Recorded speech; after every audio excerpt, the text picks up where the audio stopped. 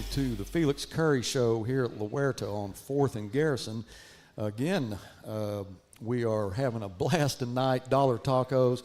Coach, you had a Steven special. It's gone, isn't it? That's it. Okay, I know you got here. About another one also. Well, they've got them for sale. Yeah. You know? Anyway, got a lot of players here tonight. Looking forward to talking. We got a couple of Warren Bijou and then Abram Dotson. Talk to them. A couple sophomores. Yeah, and Coach Hanson, interesting. linebacker coach, is going to be here. Yeah. We had a big game Friday night.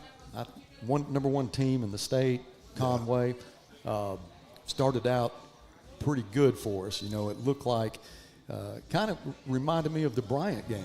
It's like we had a different game face on.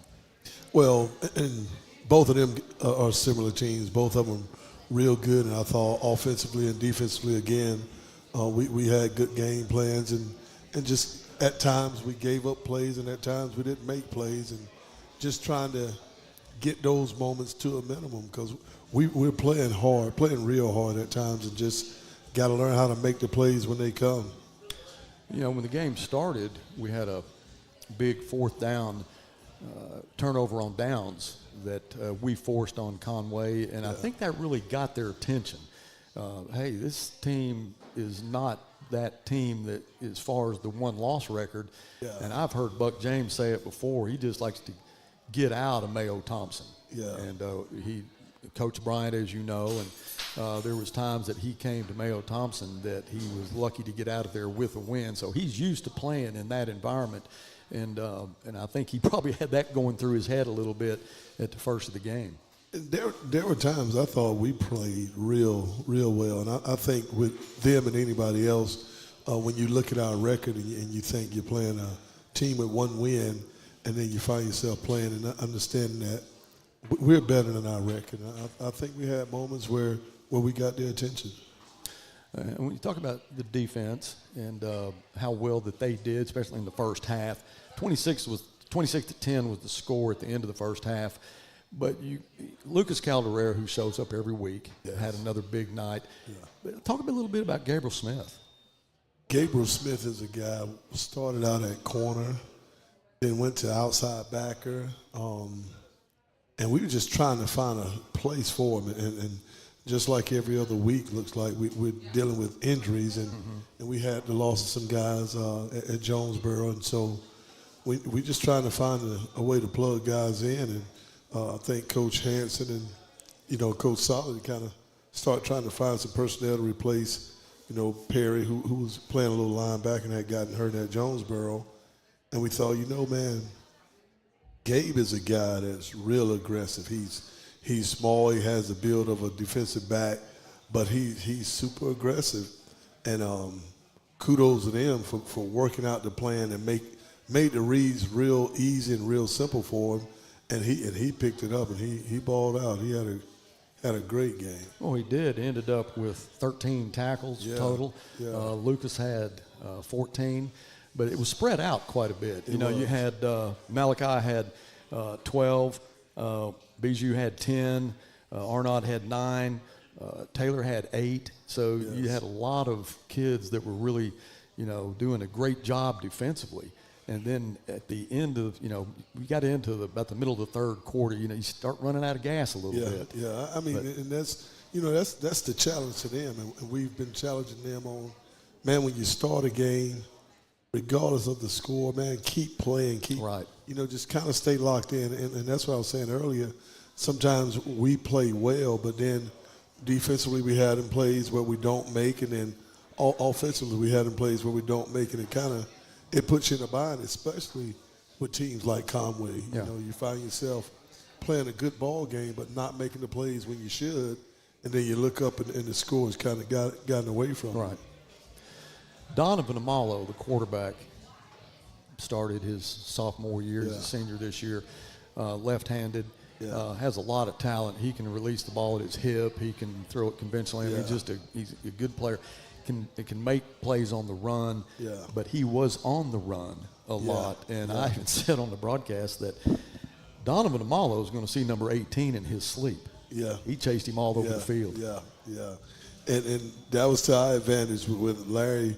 With Gabe being small, I mean, he can run real well. Yeah. And we tried to make sure he was one of the guys that, when the guy got out of pocket, was one of the guys to mirror him, and so Right. it worked out, man.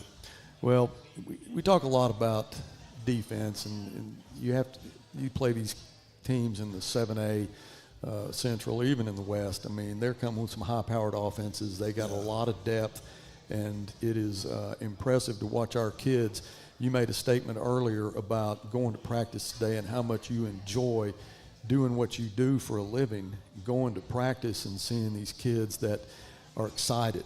They're pumped up. They're ready to play football, part of being a Grizzly. And it's exciting to hear you say that, because the one-loss record right now, you would think it wouldn't be like that. Yeah, and I think if you ask any of these kids, they look forward to coming to work every day. And the coaching staff, when you have a group of kids that work as hard as these kids do and come to work every day with great attitudes, you can't help but wake up ready to get at it. And it's not I've been on teams where you've been 7-1 at this time, and kind of dreading some of the practices and just even some of the morale of the kids. But here we are in the predicament that we're in, and you look forward to going to work, man. Let's talk about the offense. Yes. And again, when you say offense, McLean Moody, that's the focus of what your offense is. Passed for 260 yards. Yes. I think he was 28 for 47, had a TD, no interceptions. Right. And he it looked like he was operating in a little bit different way Friday night as far as his drop back and looking for receivers, not having time with the pocket collapsing on him. He was getting rid of that ball pretty fast. He was, and then kudos to him and kudos to the offensive line. We've really been stressing, let's bust our butts to get him protected and give him a comfort level, because he's a special quarterback, and if we can continue to build a comfort level with him, with guys protecting him, I think you'll see a lot of great things out of him. Well, he's got so many good receivers to go to. Yeah. And McLean does such a great job, not having tunnel vision, right. For that one receiver, and he's able to look off a receiver and find another one. And he and I talked about that after the game Friday night. And one of the things that I saw, and it just happened to be where I had a good view of it, he was going towards the east end, and it was one of those tunnel screens to Cam, but when he threw it, we couldn't see Cam. Yeah. He was hidden Yeah. by one of the linebackers, but he knew where he was, and he threw it knowing where he would be, it was just one of those receptions and one of those passes where it's trust. You know where your guy is. And kudos to him and Coach Frazier, them guys, they work that stuff every day. Yeah. And he does a good, and I know they work that. Sometimes you just can't stare down the receiver. A lot of times, we love playing them guys where he come out and he's staring the receiver down. It helps us defensively. And so Coach Frazier and the offensive staff, they try to make sure he's in a situation when he has time. He know where the ball is going. He know where to play it. No receivers are. He can look them off and actually set up the route. And that was one of them. It was actually, you talking about the touchdown to Cam going. It was a great play, great call by Coach Frazier, and it was great. It was executed to a T. Well, 28 for 47, touchdown, no interceptions. And when you look at the receivers, there's 6 of them that made receptions. You had Cam was 9 for 96, Ez was 4 for 34, Rayshon 3 for 30, JT 5 for 41, Isaac 6 for 48. Yeah. Speaking of Isaac, the guy, he can do a lot for you. He's just such a great does. player. TK had 1 for 11. Yeah. Coach, he can really do some things that you don't expect. Yeah, he's a utility guy. You look at him and he's not the typical receiver look. No. But man, he runs good routes, and he's pretty sure-handed. He is. He makes really good catches. Yeah. But as we talked in a few broadcasts ago, he can be an H-back, he can be a receiver, he can be a running back, and he knows each one of those positions. That's so right. you don't have any fear of him missing an assignment based on where you put him in. Yeah, and just depth-wise, we don't have the leisure right now to have at each position that second guy, right. that quality second backup. And so you look at our offense, every skill position, we know who that backup is for every skill right. position. He's the next guy up from either receivers to H or the running back. The question that everybody asks, we have no issue as far as picking up yards through the air. It's the rushing. So we ended up with 28 yards Friday night. So what is in the game plan? What do you do to try to increase that number? Well, you just continue to try to work on the, first of all, the techniques and the plays that we call. Try to make sure their plays is suitable for our kids, and just being honest, we're playing some pretty good D fronts, and we're continually getting better at it. And I know it's not seen right now, and we're hoping our rushing game, and we talked as a staff the other day. It makes things a little bit harder on the quarterback when you got to drop back. You got to depend on the throw, and I know the offense staff have done a great job with, trying to put us in a position that we'll have some success running the ball. So whether we see those results or not, we go into it understanding we're trying to get some success on the ground. Well, one of your assets on the ground is McClain. Yeah. And how often do you ask him to run with the football? Well, we do at times, but when you have a quarterback of his caliber, you definitely don't want to put him in a situation where he's not out there. And so you make those calls and you try to hope he's in a situation where we can run him. And but I always tell him, man, if you run, you get down out of bounds. Well, using baseball skills and slide, man, don't get hit. And so he did do that. And a lot of times you'll hit a player's chasing him. Like actually Jonesboro, I heard a linebacker, and then at Conway heard a linebacker. He break out on a scramble, and you look at this long lanky guy, and you just think, man, I'll catch him. Right. And I heard one of the Conway guys chasing him, and he had some choice words when McClain came running by, and he didn't expect him to be that fast. But well, I don't think any of the DBs or any of the linebackers that face us really take that into consideration. Where he's most dangerous is on a broken play. Oh, yeah. Or if he gets flushed out of the pocket. And one of the times that he got flushed out, he was coming down our sideline, and he was tight roping right down the sideline. And we, from where we were sitting, we couldn't tell where he went out of bounds, but I could see him tight roping. I'm like, man, that's pretty sweet right there. And then I thought the official may have shortened us 4 yards on that play, but he's athletic, he's mobile, he has a big arm, but he's definitely a guy you don't want to put in jeopardy.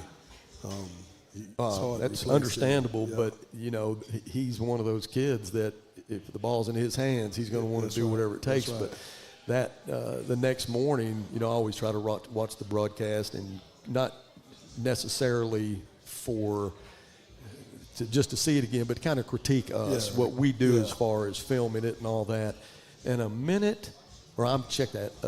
an hour and 37 minutes into the broadcast is where McClain was tight roping down the sideline, and I was trying to see where he went out of bounds, and still the camera angle, wasn't very good. But there's a replay that's on the field, and you watching him come, and then you see you're behind him watching him tightrope. Yeah, it's great camera work, Coach. Yeah, to be honest, on Thursdays I normally go back Thursday evenings and I watch the previous game on the show, so I'll get a chance to see that. Well, it's pretty cool. An hour and 37 minutes into the broadcast. I might start there and back it up. Yeah, that's one of the best replays I've ever seen. And it's the cool thing is we have software that lets us get replays from multiple different cameras, and being able to see that was pretty cool. But let's talk about North Little Rock. Now, we had to go there Friday. They are 2-5, 2-2 in the conference. They just got beat by Jonesboro, and obviously you automatically think, hey, we had Jonesboro 27-27 at half. We're in that game pretty much the whole game. We got a chance to go there and beat them. I told the kids, execution. Yeah. If we go out and we know the game plan, the team. If we go out and we execute, we'll be fine. If we find ourselves, a bunch of my bads, then you come up with a loss. But this is the prep is we're gonna go out there and we're gonna focus on the details and we're gonna execute. And at the end of the day, that's what it's about. The matchups are the matchups, and sometimes what's a good matchup for one team might be a bad matchup for another. But just who we are as a team, it ain't so much a matchup problem as it is an execution problem. We just got to continue to get better and execute. Well, going back to what you said about the kids being excited, still wanting to win football games, which makes your life and your job a lot easier. That's right. And that gives you I guess, hope that you're going into the next game planning on winning it, not just surviving, but planning on winning. And always, you go into a season and you want to win. You look at with all the young kids that you're playing, you look at with all the injuries that we have, you still want to win. Yeah. You still have a drive to win, and we got some great seniors. We got Ezra, and we got Mason, and we got Lopez, and we got a lot of great seniors that we want to continue to fight our butts off and try to end this thing on a good note for them. Well, we've talked about offense, we talked about defense. The kicking game, Chavez has not missed. He is solid. Yeah. When you talk about misses, their kicker Mahar had not missed 34 for 34 extra points, 4 for 4 in field goals, and he missed his first extra point, and it got in his head. He ended up missing another one. Yeah. And but Chavez doesn't miss. He just goes up there and hammers it. And he's been solid. Yeah. He's talented. He's been not only as a DB, he's a great kicker. He's been solid. And Elijah. Yep, getting him back, getting him back in the swing of things. Right. And, we expect this week to pick up where he ended off before he got injured. Yeah. Well, Coach, I'm looking forward to going to North Little Rock. Yes, sir. And Me too.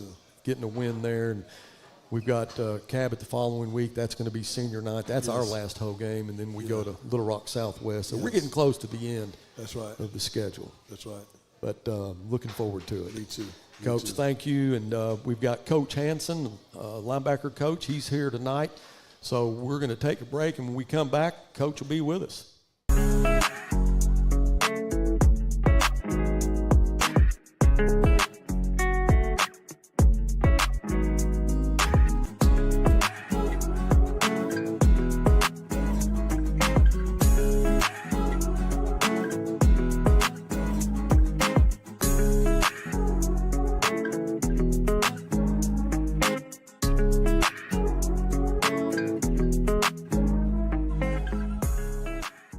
Welcome back to the Felix Curry Show here at La Huerta Dollar Tacos. If you've never been to a Felix Curry Show, you need to come.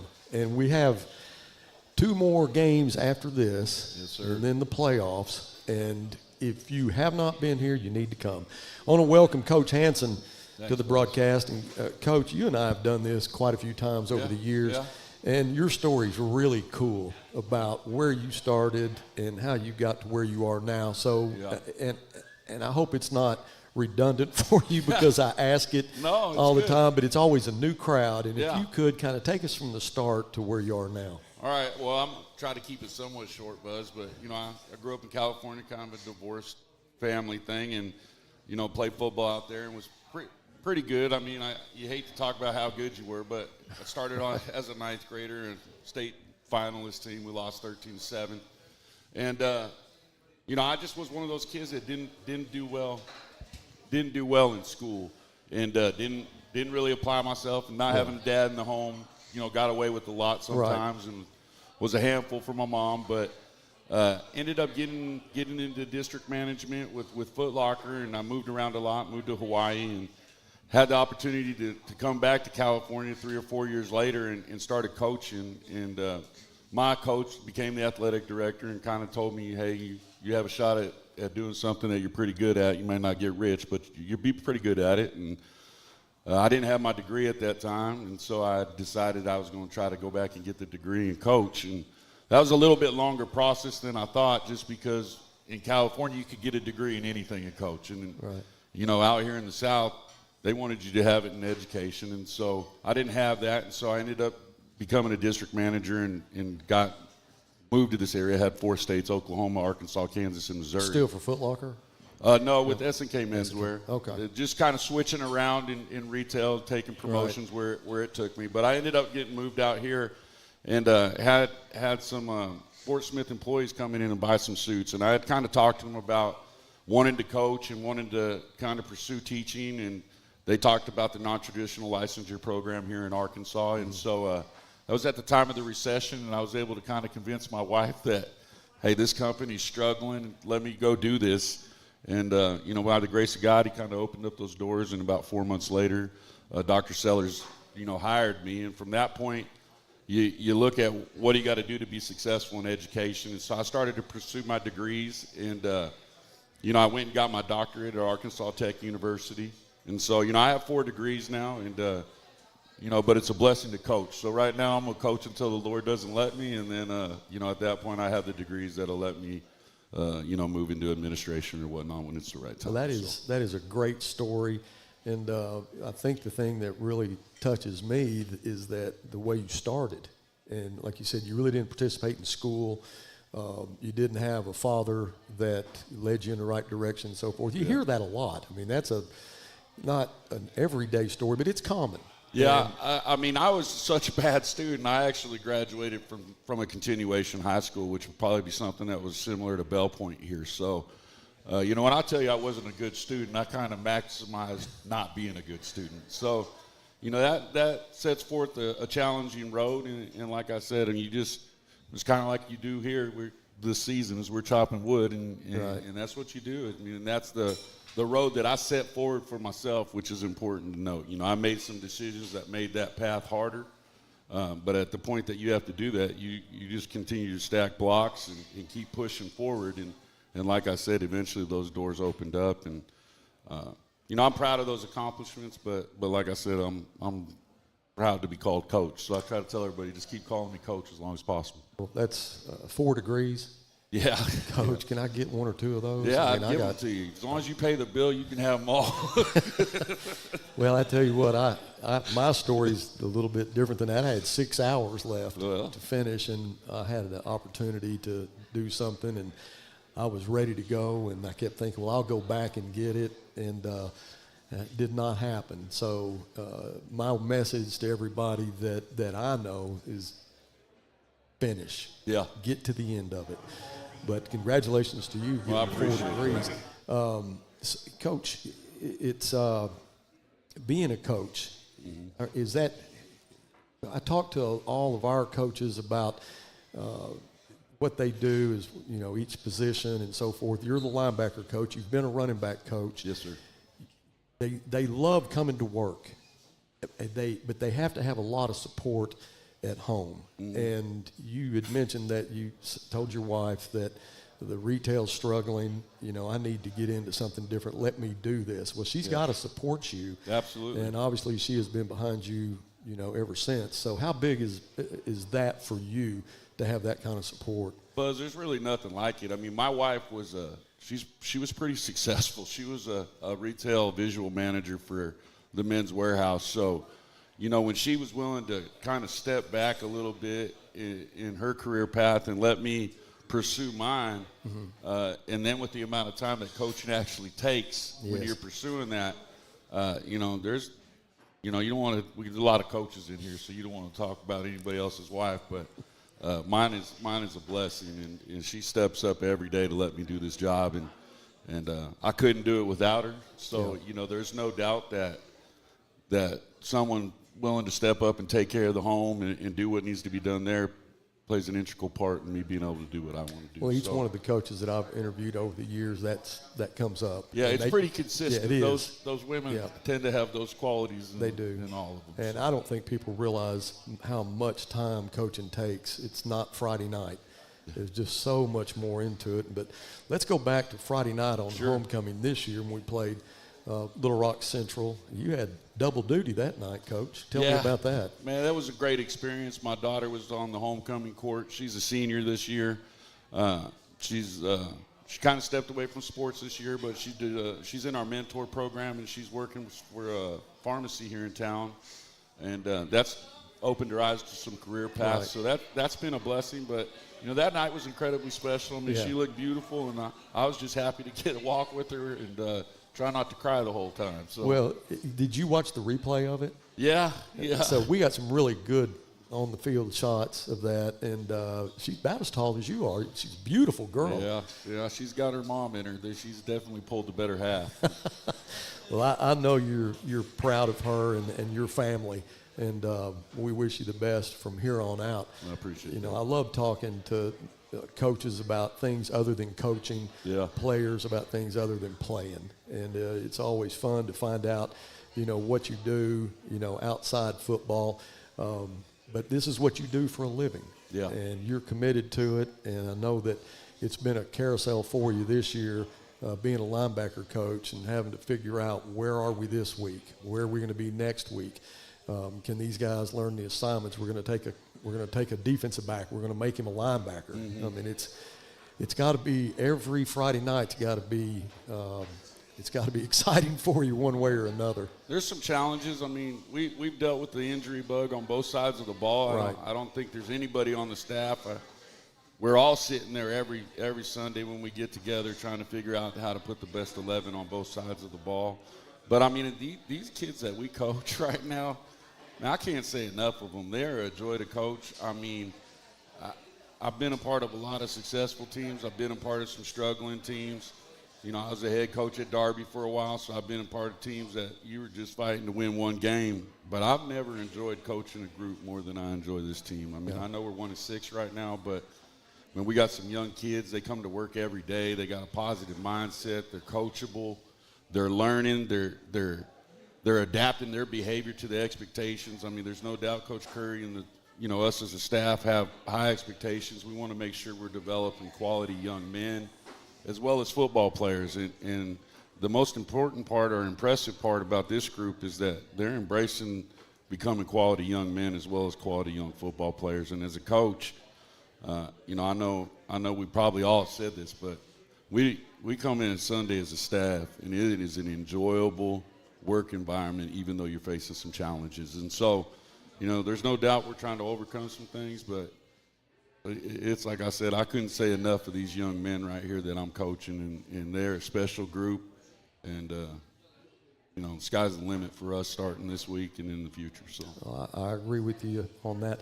I love coming to the school and spending time with you guys. I mean, I have a job. Yeah, well, you're family, Buzz. Don't forget that, though. There's no doubt about that. I appreciate that. And what you guys do for me with all the information that you supply me that helps me, on Friday nights, I really can't say enough about that. But coming to, your office and seeing all the coaches together and how well you guys get along, and, it's just the community is unbelievable. Yeah. And I've played for a lot of coaching staffs in my years, but I have never seen anything like this that's so committed to that player and helping him perform Friday night or helping him perform Monday in classroom. Yeah. It's a total commitment, and we are extremely fortunate to have you.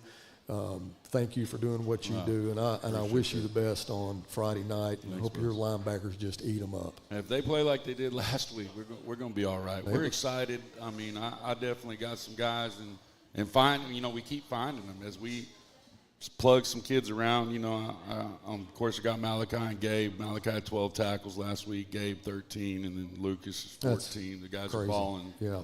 3 guys at 39 tackles is pretty impressive, but I got a young one with Elijah that, I'm just trying to find a way to get him on the field. Yeah. And I think his upside's, it's pretty enormous. So, that's another one that you may see on the field Friday night if I can find a way to get him out there. Elijah.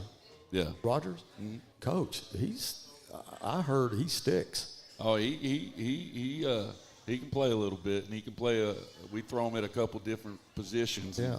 I'm just trying to not let him get away from the linebacker and keep him here for a little bit you. because I feel pretty confident with the three I'm playing with. You know, and even getting Zion Bishop back from a little bit of an injury. Of course, he was out last week.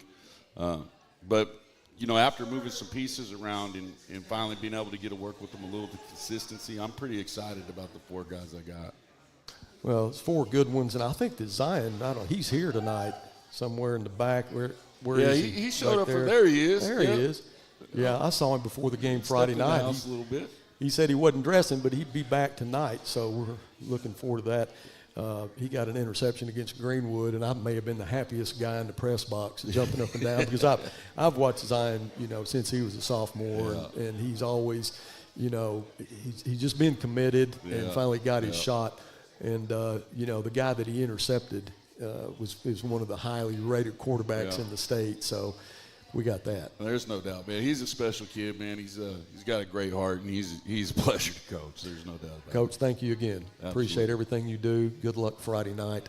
We got Abram coming up and Warren, so don't go anywhere. We got some great players, a couple of sophomores that are going to be big-time Grizzlies. Yeah, there's no doubt. Bijou stepped up, had 10 tackles last week, so need another performance like that out of him.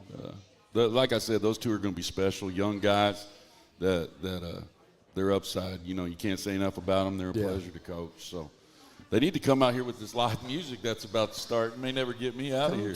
We need to get them home before all that happens. Man, Me and you'll you. stay. I know. That's exactly it. But it's a pretty impressive environment down here. They need to come on down this place. All right. Well, nobody go anywhere. We got some players coming up. Stay with us. We'll be right back. Appreciate you, Bill. Thanks. Thanks, Coach.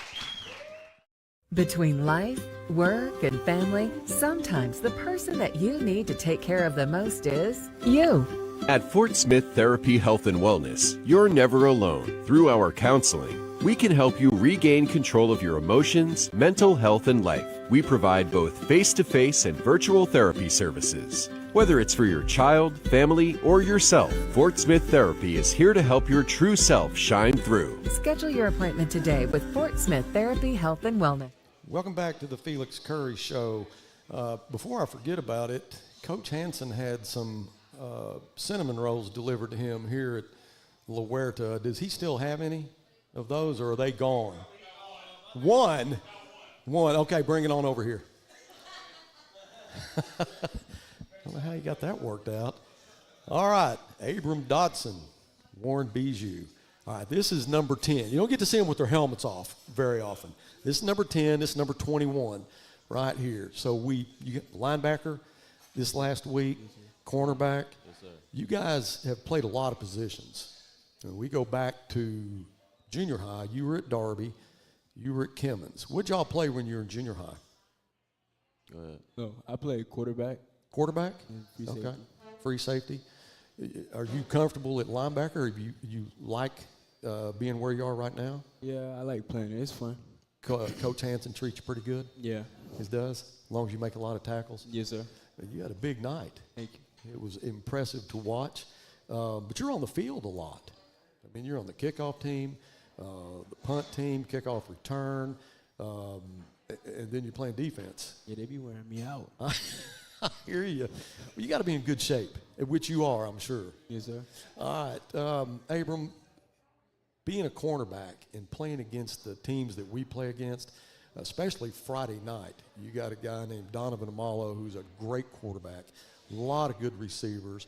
But every game, whether it's Jonesboro, it's North Little Rock, Conway, Bryant, it keeps you on your toes. And you're just a sophomore. You're on a big stage. How do you feel about getting the playing time that you're getting being just a sophomore? It's a lot of good experience. Yeah. Did you think that when you came to Northside that you were going to be starting as a sophomore? No, sir. You thought you'd have to work your way up? Yes, sir. So right now, as a sophomore, getting all the playing time, is it making you – it's not really like you're a sophomore anymore. Right. You're getting a lot of time in there. Do you guys feel like you're learning more every game, every practice? Yes, sir. Yes, sir. That's all it is. We just working, getting better each Just day. working at it? Yes, sir. Do you – Abram, you're returning punts now. You did Friday night. Yes, sir. So that's got to be a lonely feeling. Right. I returned punts when I was at Darby. And I remember thinking, man, just don't drop it. Whatever you do, don't drop it. So what goes through your mind when you see that ball coming? If it's behind me, just take off running. Don't even touch it. Yeah.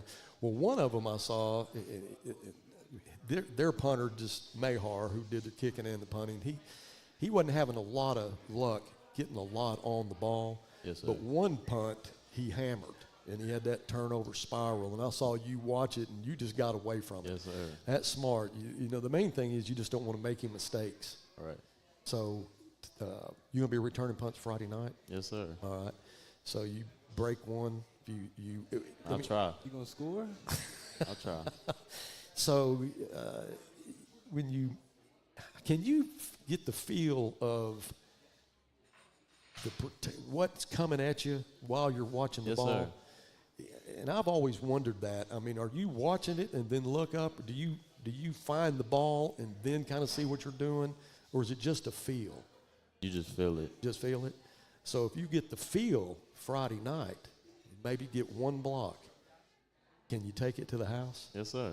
I'll feel it for you, baby. I'll feel it for you. I want to see it. All right. If you get a pick, can you take it to the house? Man, that's going home. Take it on home. Yes, sir. All right. What do you guys do in the off season? I go to Yusuf, and I think going to Yusuf, that helped me become better as a player and as an athlete. Man, I've heard a lot of people that have had some success going to him. Is he pretty consistent with what you bring as far as talent goes? I mean, he knows what. Do you tell him what you want? I mean, do I want more speed? Do I want more strength? What is it that you try to get when you go there? He'll see that, and he'll see what your weaknesses are, and he'll try to help you get better at that and tell you what you need to do, or he'll just get with you individually and help you out. How much training do you do during the season? I know that, once you get through with practice, I mean, it's pretty tired or whatever. Do you continue like weekends? Are you getting treatments? Do you still get workouts in?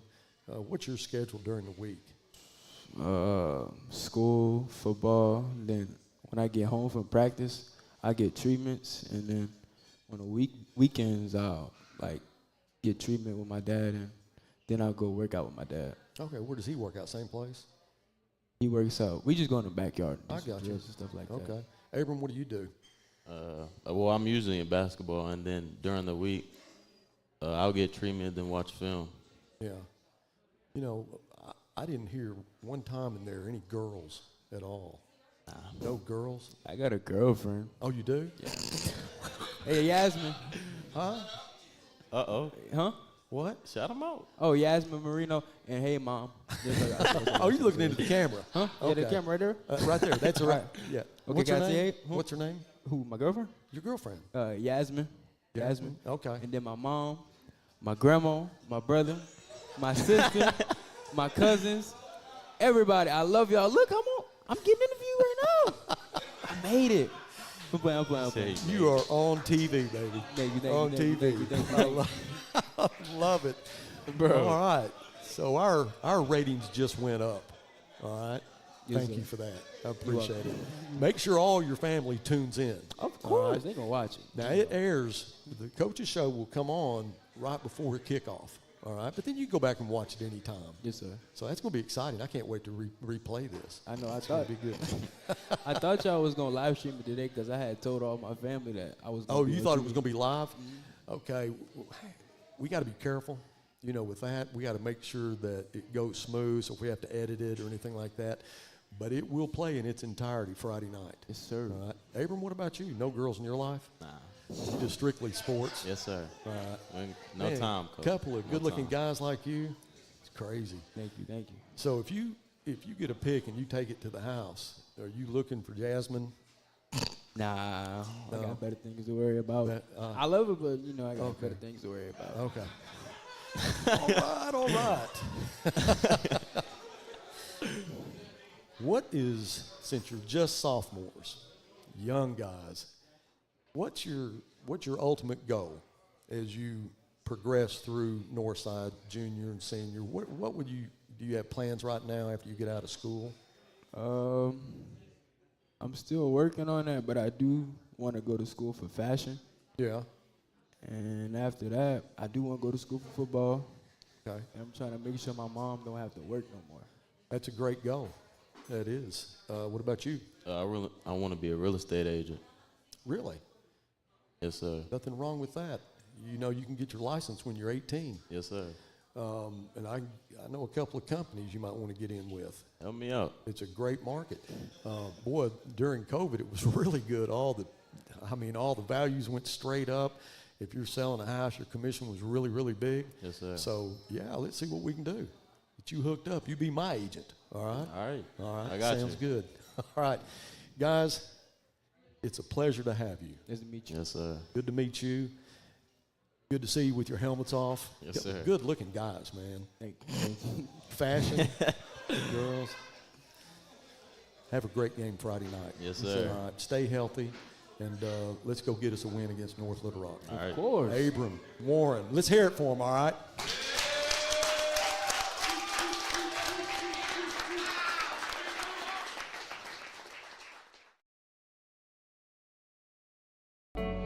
Family. It's bigger than bloodlines, stronger than DNA. It's the circle we draw around the people that matter, the people we care about and care for, the folks who inspire us, guide us, root for us. Family means finding common ground, rolling up our sleeves, and making our way side by side. Armstrong Bank. Strength runs in our family.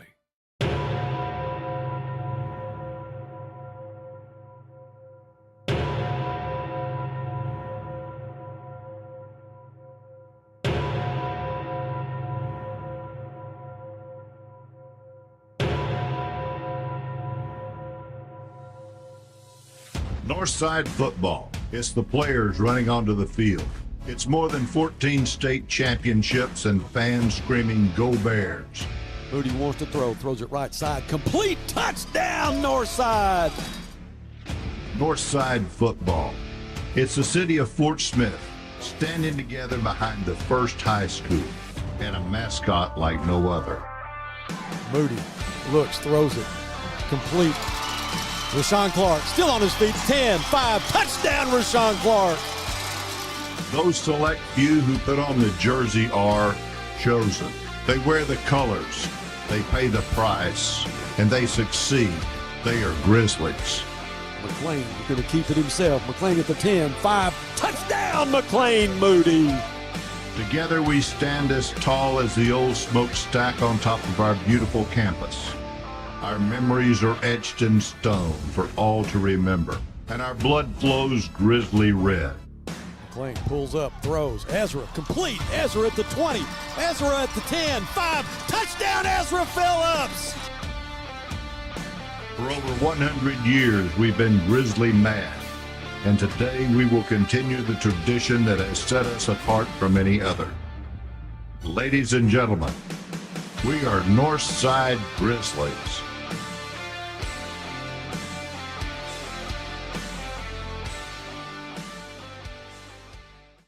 Grizzly Sports Network presents your starting lineups. Offensive line: Eddie Castillo, Mason Medlock, Aaron Torres, Damian Lopez, Efren Rivas. Receivers: Cam Massey, Rashawn Clark, Tavarius King, JT Thomas. Running back: Isaac Wright. Quarterback: McLean Moody. Your starting defensive line: Raekwon Whitaker, Taylor Webster, Matthew Itriano. Linebackers: Larry Arnott,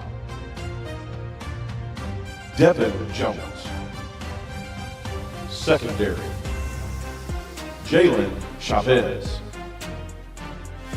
Ezra Phillips,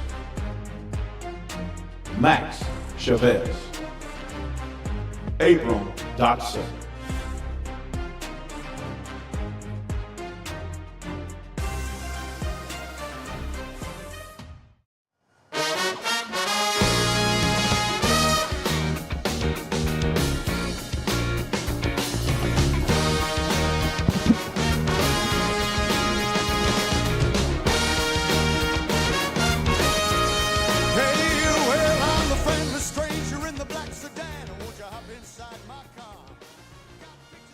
Good evening, Grizzly fans, and welcome to North Little Rock. I'm Buzz Sawyer alongside my broadcast partner, the Jethro. I'll take that. The Jethro Bodine. It used to be Dash Riprock of broadcast. That's Jeff Ferris, retired football coach, Hall of Famer, that is known across the land as the best long snapper in the business. We appreciate him being here. We welcome you inside Charging Wildcats Stadium. And Jeff is rested, ready for the broadcast. He snored all the way here. So, Coach, I appreciate you. Hey. You feel good? Yes, sir. I appreciate you, too, and I appreciate you letting me ride in your truck. Need to get that air conditioner fixed, though, man. That thing about burned me up anyway. It worked good where I was. Yeah. But I appreciate that well-earned introduction. I don't know if I deserve that or not, but I've earned it. So we'll go from there. And this is a beautiful night for football in a beautiful stadium. There's some beautiful stadiums in high schools around the state of Arkansas. This is one of them. Well, it is a pretty stadium, no question about that.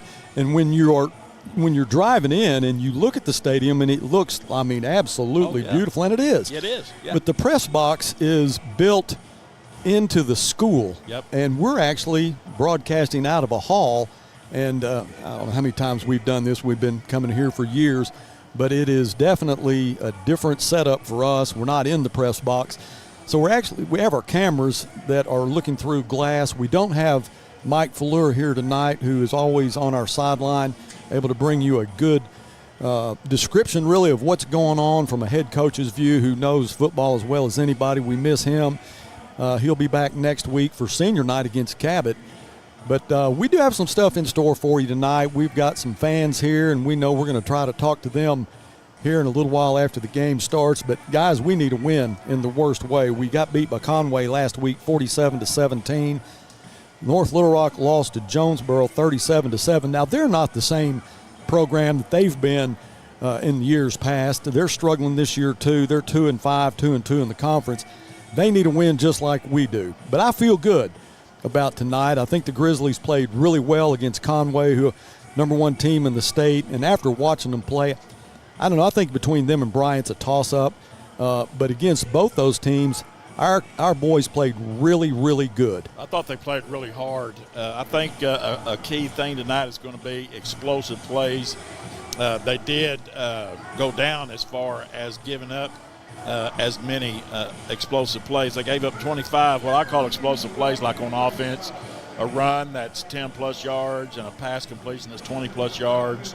An explosive play on defense would be an interception, scoop and score, pick six. Those would be what I would consider explosive plays. They gave up 22 in the last two games, or they had 22 in the last two games, gave up 37, but they gave up 25 explosive plays against Jonesboro and only 12 explosive plays against Conway, so they cut that in half, right?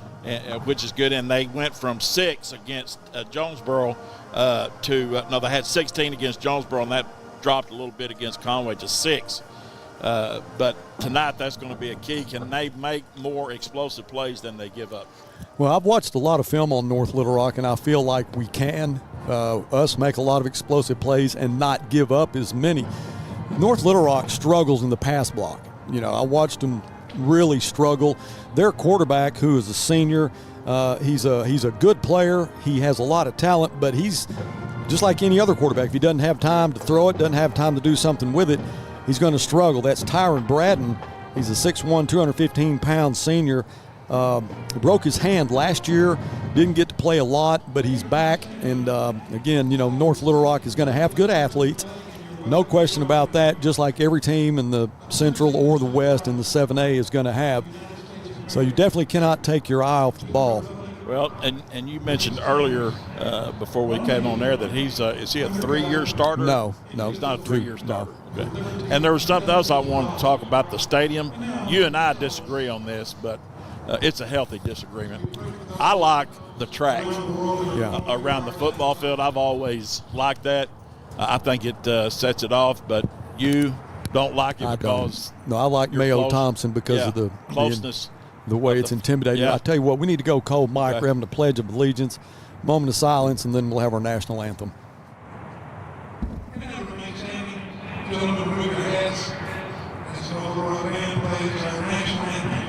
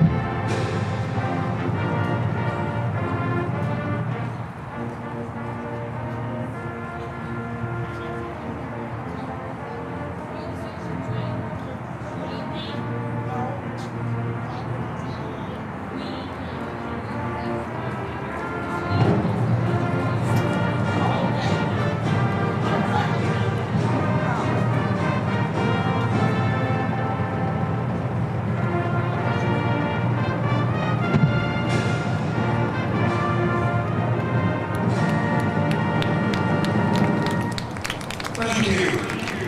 Once again, I remind you of our accessories on both sides of the stadium.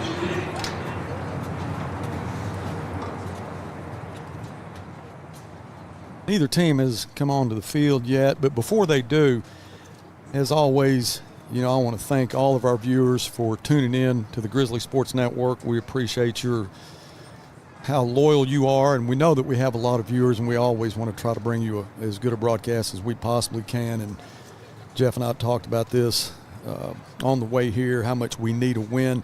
But I'll tell you somebody that needs a win really, really bad. Mrs. Bean, her son Bentley, who has had go to the doctor today. He's having some issues, and he said he sent a text to her, which she forwarded to me, that said he needs the football boys to win. That would make him feel a lot better. So now, if you can't play hard for that, what do you need? Yeah, what do you need? Exactly.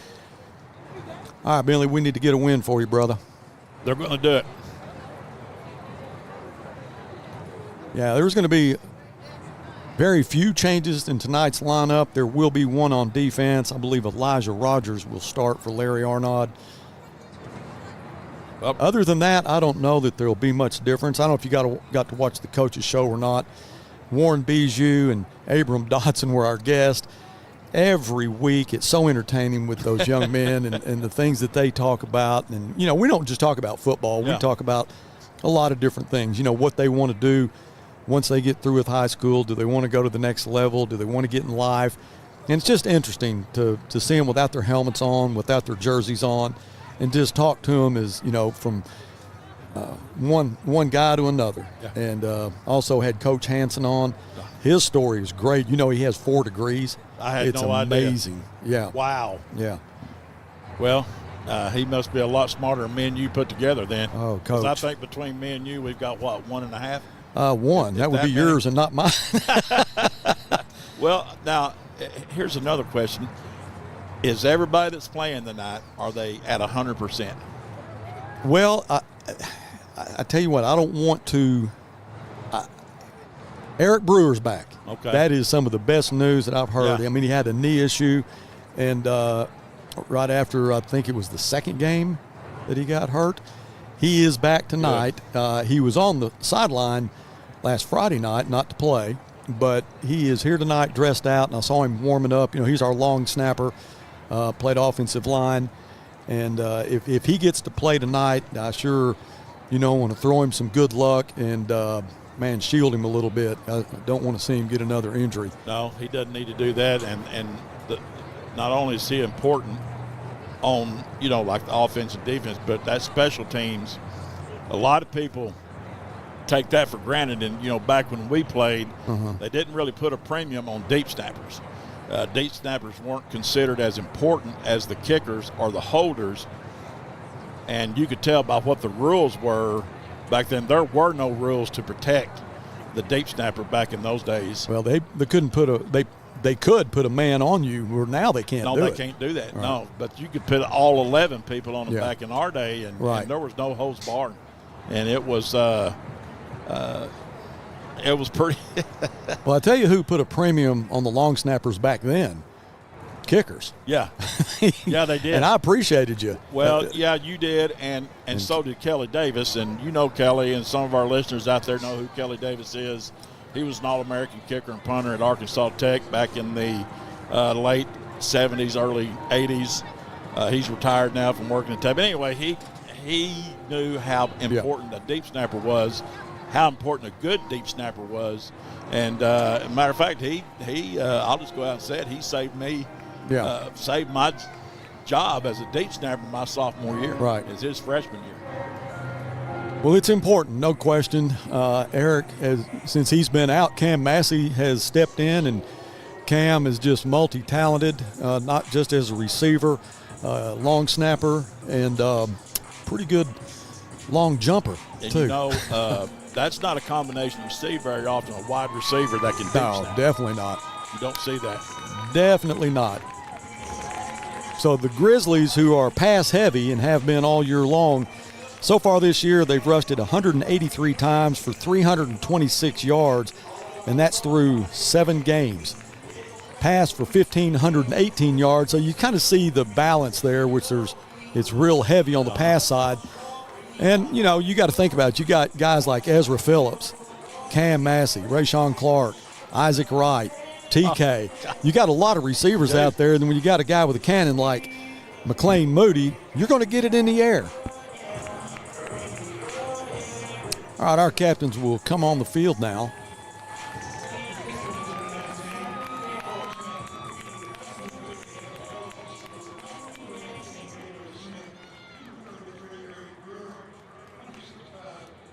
Got Damian Lopez, and you see there Eric Brewer, along with Gabe Smith and Ezra Phillips. Those are our captains. You know what we're missing on this, don't you? Yes, sir. Yeah. I would love to have our camera right there in the middle of it so we could get the instructions. They cut that out, after the first, I think, 2 or 3 times that we did it. For some reason, they didn't want you to hear the instructions. After that, you could hear the toss. But I thought the instructions were real entertaining, especially that one game. But that's something that we are missing tonight. Yeah, Coach Fleur get right in the middle of them. Boy, he would.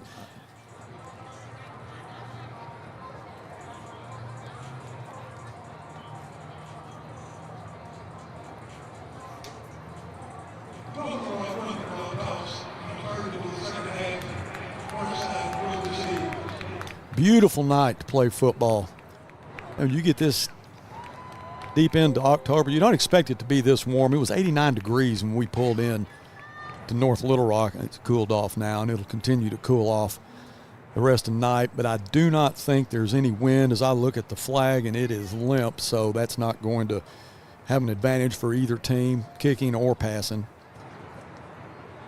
But this ought to be a good one. I didn't get the chance to see any of the warm-ups. North Little Rock, is their kicker not decent? Not really a threat. Yeah. Okay. Now, Chavez, who has been perfect, we talk about the kicking game a lot just because of, it's that third dimension, but it can win and lose games for you. Chavez, who's done a great job, not just extra points, but field goals, and he's been perfect. He is, in the first season, he was trying to do his kickoffs. I think they were just kicking it to a spot. He's gotten to the point now he can kick it pretty deep. Yeah. So he's got a very strong leg. Yeah, his leg has gotten stronger as the years gone on. He's gotten a lot better. Glad to see that. The Grizzlies are coming onto the field now. They'll be in red pants, white jerseys, red numbers, and their red helmets. North Little Rock they'll make their way onto the field. Dark blue jerseys and dark blue pants. I hope their numbers are a little easier to see than some of the teams that we've faced. I tell you who I used to hate to play a lot was Bentonville, because they had those white jerseys with white numbers, or light numbers with gold trim. Yeah. Man, you could not make it out. I know our kids pretty much by the way they run. Well, you've also watched a lot of game film on these kids, too. Yeah.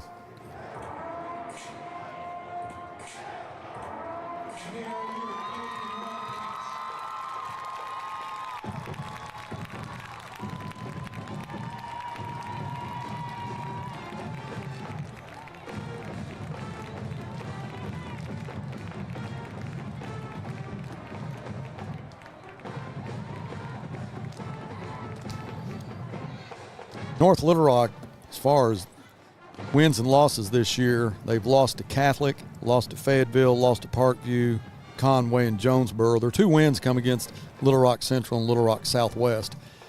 Northside had a win against Central, but I think the game against Bryant and Conway, I was just impressed with how well our players played. And they get to the middle of the third quarter, and we're young, and some of them going both ways, and you end up just running out of gas. Well, you go both ways in any league, it's tough. Yes. So if you go both ways in the 7A, it's a beat down. Yeah, that's you got to be in really, really tip-top physical condition. All right, Ezra Phillips, Isaac Wright, JT will be back to receive the kickoff.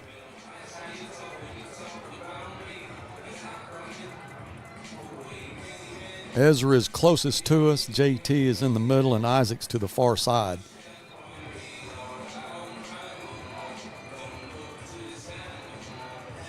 So the Grizzlies will get it first and be important. No turnovers tonight. Just don't shoot ourselves in the foot to get started. And we talked about that on the way down, is that we've done that in quite a few games where, man, we've given up some big plays, some turnovers early and got behind. Tonight needs to be a different night. All right, they have it teed up, and we are underway, and it's going to be a low kick, and it'll hit at the 35. JT picks it up. JT over the 30 to the 32-yard line. Good return by the freshman, JT Thomas. You'll see him at wide receiver tonight.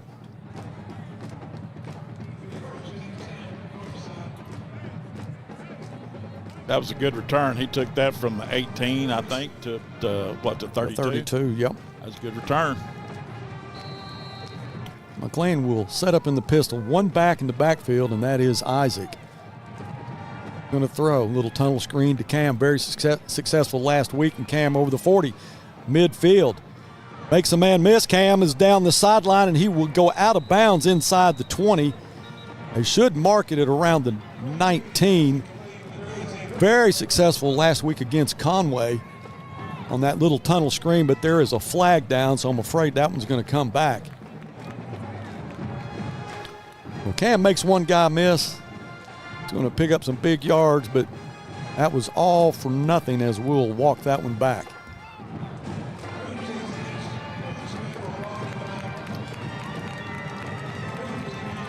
So the Grizzlies have changed the quarterback situation as far as dropping back and trying to set up and find an open receiver to a quick release. They get him for holding on that? Yes. That's what I thought.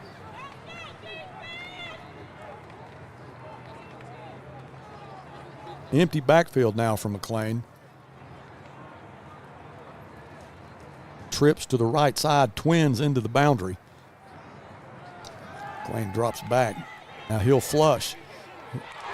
He was going to throw it and held on to it. Good decision by McLean. He was tackled at the 34, and they'll move it back. Going to bring up a second down. I think that's going to be a second down and 8.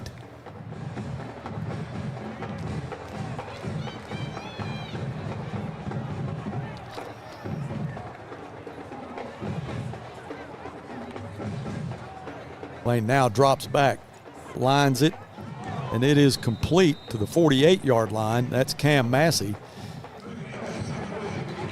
It's the lined out rope there. Enough for a first down. Good protection there by the offensive line. Good read by McLean Moody. Moody claps, tries to draw him off sides. Nothing there. Stack set to each side.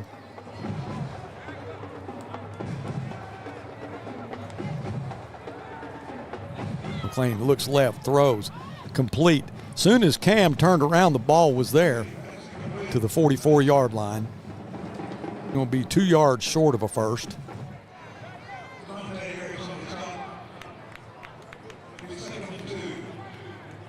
Ezra and JT split wide to the right side. Cam and Rayshawn into the boundary. Moody gives it to Isaac.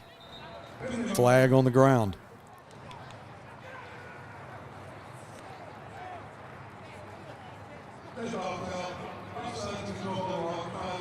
Jeff not only doing some color work, but he's doing the stats tonight. That'll go against North Little Rock. Now the line of scrimmage will be the 39, 1st and 10 for the Bears. He finally got a draw and offside. Good job on the snap count, or the hard count. All right, McLean will go empty again. Trips into the boundary, twins to the wide side. McLean looks right, now left. Inside pass to Rayshawn. He fumbles, and the ball will be picked up by North Little Rock, so that'll be a turnover. Pass was complete, but he was stripped. So North Little Rock will have it at the 40-yard line. So the Grizzlies were moving the ball. Only really had one rushing play, but that was stopped. Well, I'll tell you what I liked is after that big play, they got the penalty, and they didn't hang their heads. They came right back out. It's unfortunate that guy on defense just put his head in the right place, and he had the ball tucked away, but that guy was able to knock it out. Tyson Braden is the quarterback for the charging Wildcats. They have 2 backs in the backfield. That's going to be Harris and Dykus.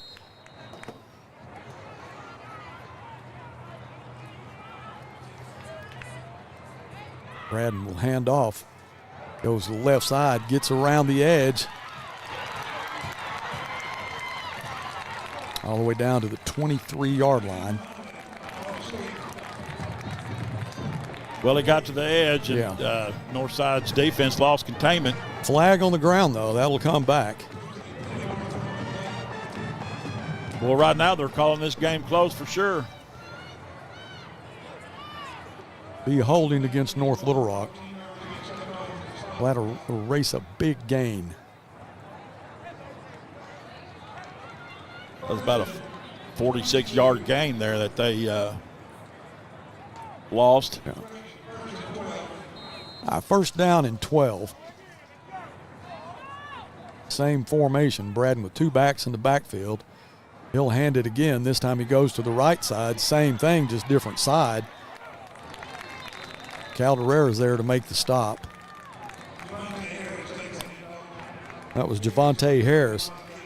He's a senior. He's not big, 5'8", 160, but he sure is fast. Ball on the right hash, 1st and 10.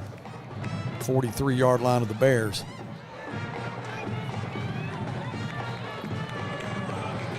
That was Muhammad on the carry.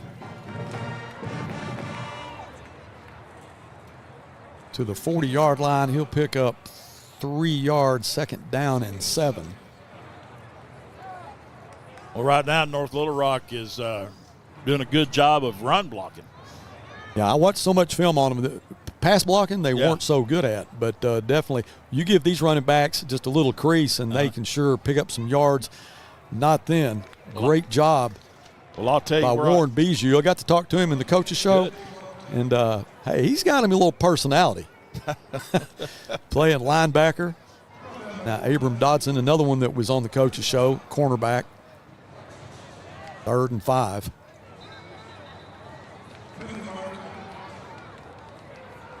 Another flag on the turf, Jeff. You're right. They are offsides against Northside. If it's a 3rd and long 5, they won't get the first, and it is. He's going to be about a football short, it looks like. Nope, the referee's saying it's a first. But from our vantage point, which is pretty good, it looked like he was about a football short, but it is a 1st and 10. 8:17 left in the first quarter. Now Braden will operate out of the pistol. He'll send a man in motion, hands off.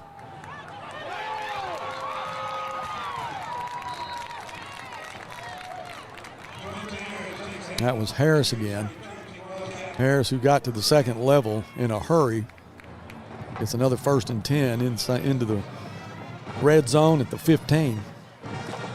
Harris gets the call again. Bijou there to make the stop along with Calderera. Malachi Warren, the sophomore linebacker, was also there. Give him a couple, 2nd down and 8. Ball on the right hash. Braden wants to throw now, and it is complete.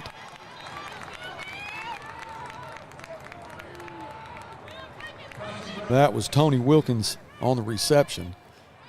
Now the line of scrimmage will be the 7-yard line, 3rd down and 2.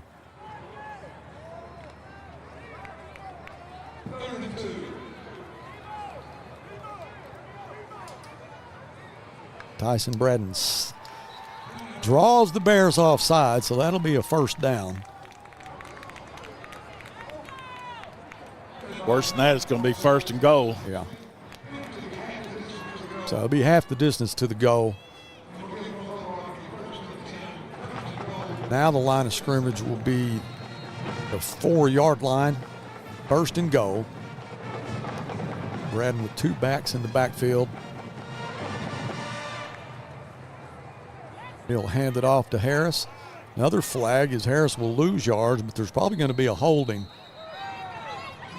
Well, what do you do here, Coach? You take the down or do you take the yards?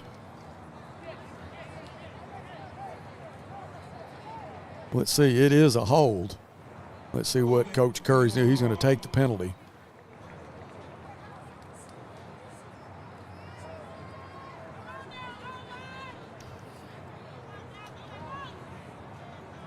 So the referee will walk it off.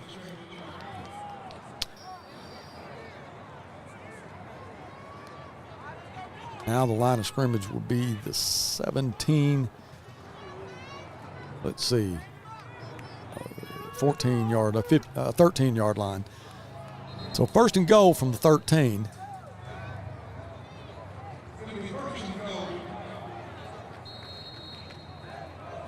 All right.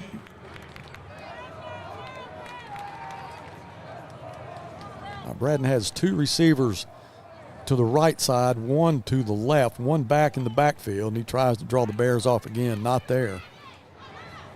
Warren wants to get to him, though. You can tell by looking at him.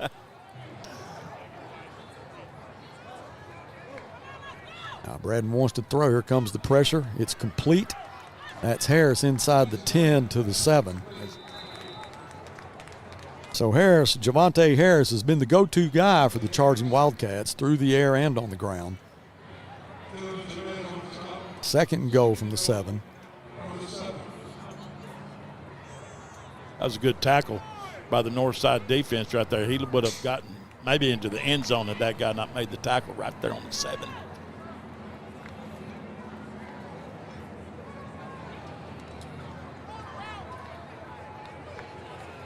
Braden gives it. No, he fakes the handoff. Pass is complete for a touchdown. That was Harris that he faked it to. That was Muhammad on the touchdown reception. So the charging Wildcats will score first with 5:39 left in the first.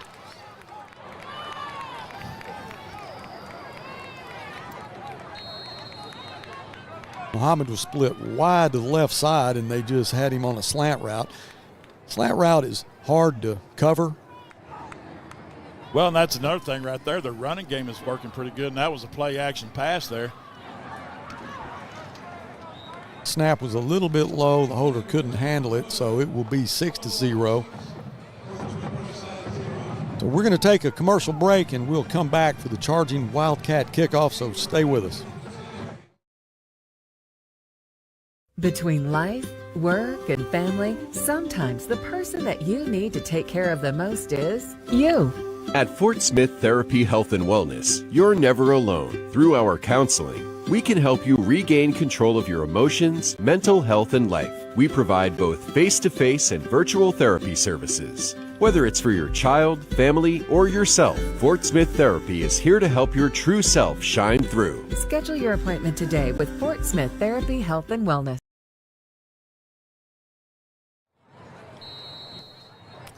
Tonight's game brought to you by Fort Smith Therapy. Well, the Bears down 6-0. Boy, had a good drive going and had a fumble on a reception.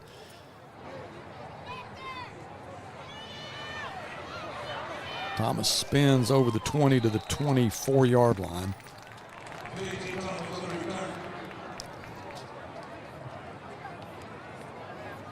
Yeah, you know, we talked before the game, taking care of the ball and not turning the ball over, and then Northside turns the ball over, and North Little Rock capitalizes on it, takes it advantage. Yeah, and that's you know, that's one of the things coaches always talk about as keys to any football game, you know, basketball game, turnovers.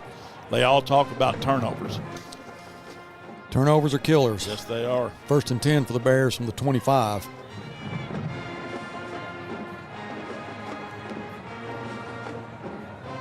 Pitch out to Ezra Phillips. Ezra tries to look for a cutback lane, gets maybe pick up a couple yards to the 27.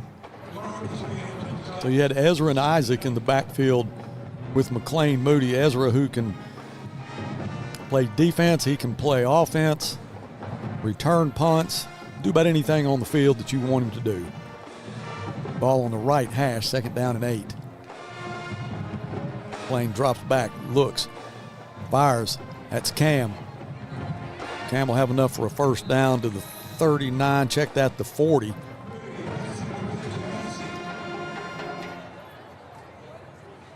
DeMarcus Williams is a linebacker.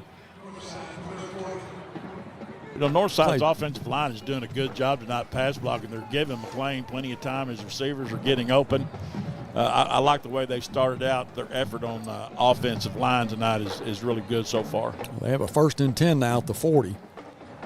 Fakes the handoff, rolls right. Ezra Phillips has to go deep to get it, and he does at the midfield stripe. Ball a little bit behind Ezra, but he goes down to the turf to dig that one out and get us a 1st down.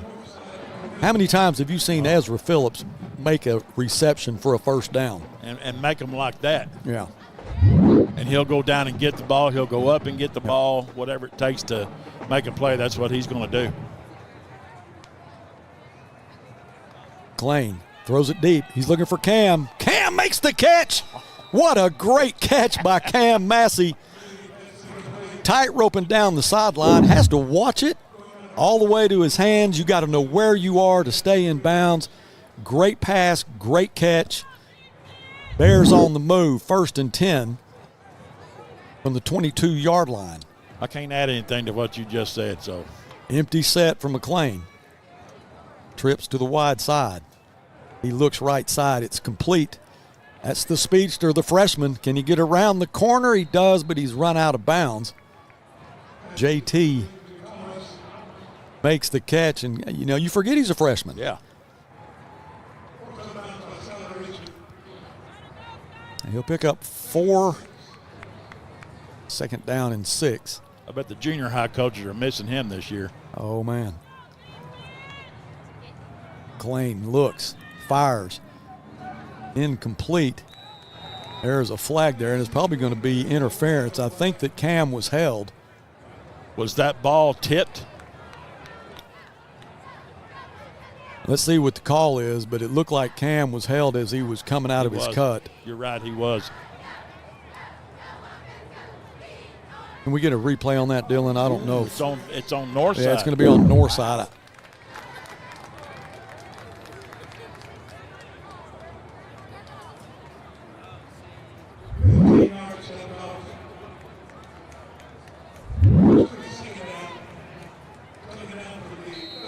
All right, 15-yard penalty, so it's going to be 2nd down and 21. New line of scrimmage is the 33.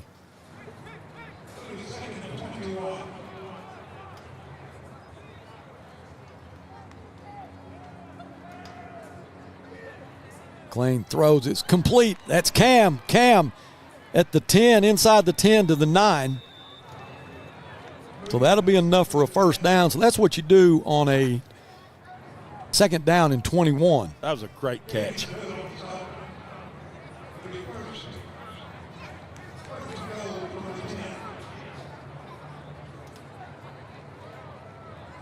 Ball is on the 10, and it will be a first and goal. Handoff right side. Not much there. That was Isaac on the carry. Got a North Little Rock player down, so there'll be a timeout on the field. Take one with them. Stay with us.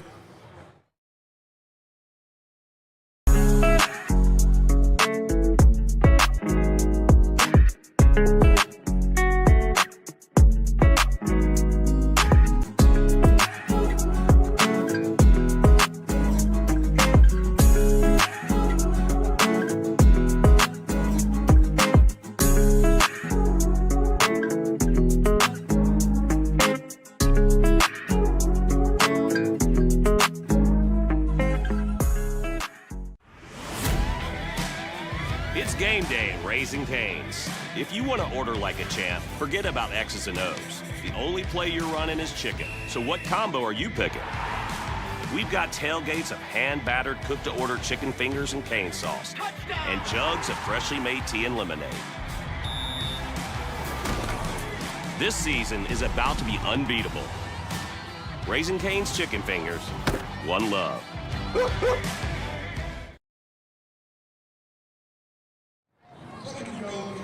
Second down and goal from the 9. McLean wants to throw, throws left side. That's Isaac. Isaac spins, can't make him miss. Just grinds his way for maybe a yard pickup to the 8. Be third and goal now.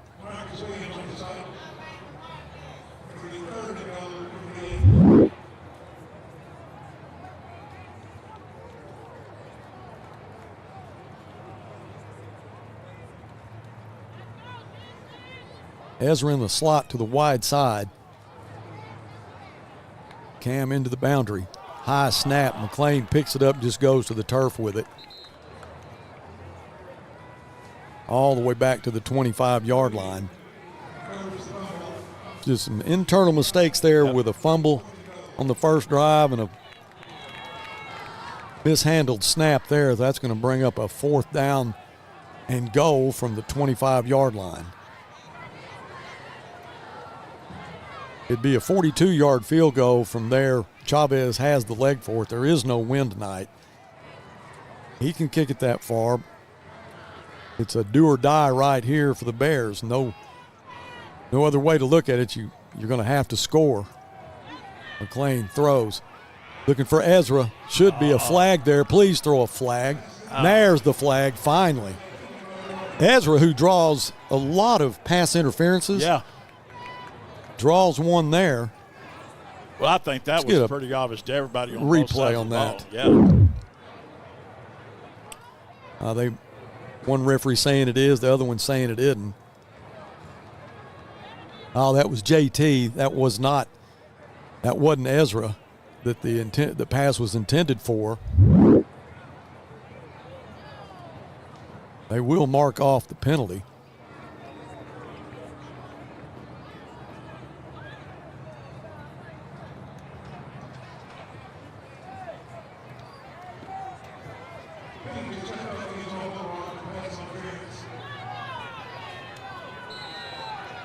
Now the line of scrimmage is the 13. So it is back to first. Oh, check that. It's fourth and goal from the 12.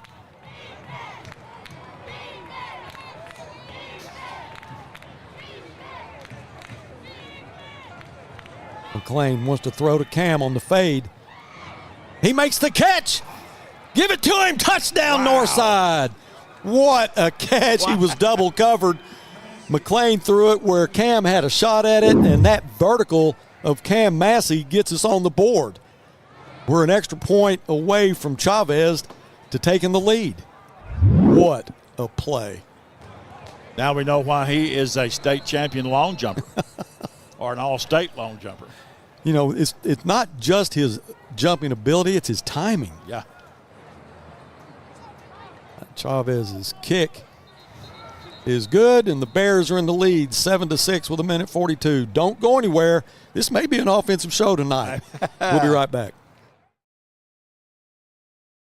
REP is your trusted source when it's time for you to sell your business, or if you are looking to acquire one. We offer a variety of services that help prepare your business for sale, and we also counsel and advise you every step of the way. We take pride in our experience, market knowledge, and integrity. You can be assured your business is in the right hands. Resolution Equity Partners, partnering with you now, preparing for the future.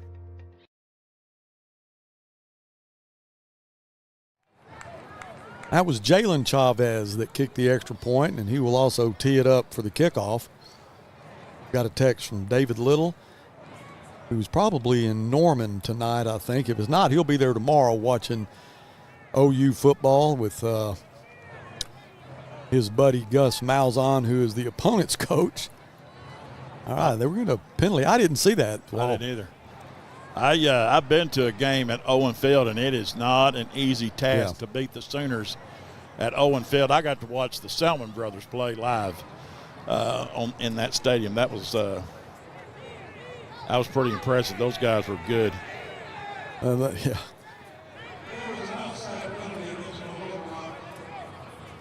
Do we have to kick the extra point again?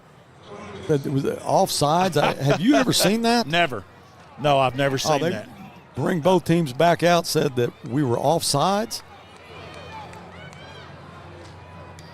But now they're going to put it at the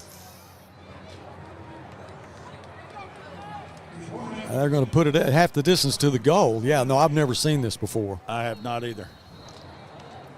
So Jalen will have to come back in. He'll put it down at the 10 and re-kick this. As we mentioned before the broadcast that Eric Brewer might be back, he is back. He is the long snapper. Moody will hold it. So they took the point off the board, 6-6. Chavez will have to kick it again. Good snap, good hold. Kick is again good. So now it's 7-6 with 1:42. We'll just stay with it. I'm afraid we leave. Who knows what's going to happen. Oh.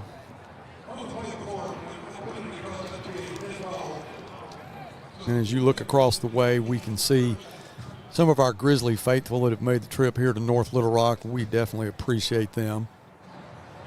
Appreciate you can get a close-up and see some of the signs they have up. Appreciate the cheerleaders making the trip down, too. They're always an important part of a sporting event. Appreciate them coming down and their coach.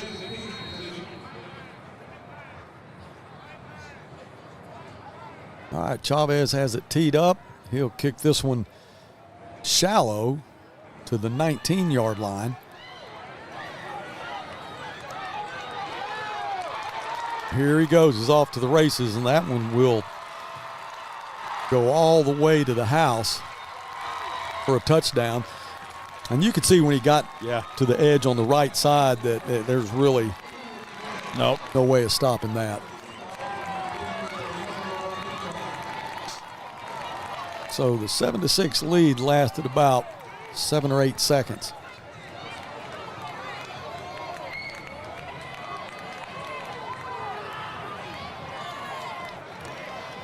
Took the ball on the 18-yard line on the far sideline. Came all the way to the near sideline. Caught the breeze and got it behind him. Nothing but clear sailing after that. And you know, what did we talk about before the game? Yeah, that extra point was not only missed, but it was not very well kicked. All right, 12-7. Go ahead, Jeff. I'm sorry to interrupt. No, it's all right, man. I was just saying that what we talk about in the pregame about explosive plays. And, you know, Northside made some explosive plays on that last offensive drive and even their first offensive drive. But that kind of explosive play right there, you know, you just scored a touchdown to take the lead, and now in 12 seconds you lost it. But I think they'll come back. I think McLean Moody is playing with a lot of confidence tonight. So are his receivers, and more importantly, so is his offensive line. They're playing with a lot of confidence tonight. Well, speaking of offensive line, Coach Little also said that Kevin Gonzalez will be back next week. Huge for the offensive line, the Grizzlies. JT in the center. Ezra and Isaac will be at each side of him.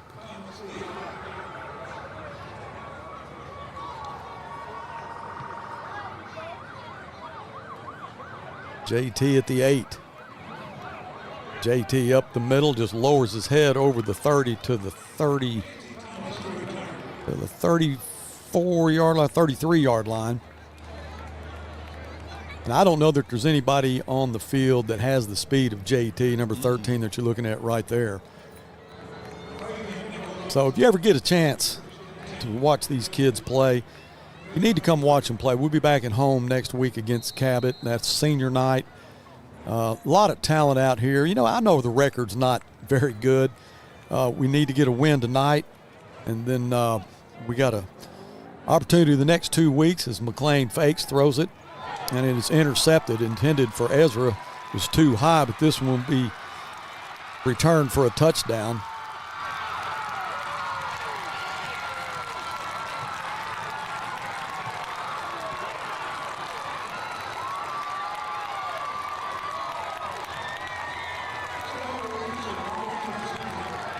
Well, the pass was intended for Ezra, but it was out of his reach. It's picked off. Made his way to the right sideline, all the way to the end zone. Now the score is 18-7. We've had a fumble, had a kickoff return, and an interception.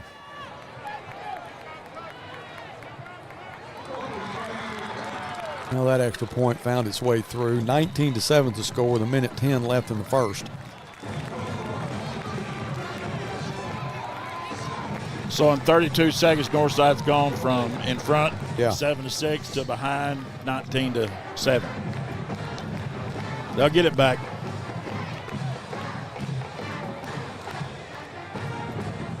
And we're in a hall. Yeah. And no AC. No AC. No AC. 2.5 hours from home. But I wouldn't want to be anywhere else. No, not tonight. And right here.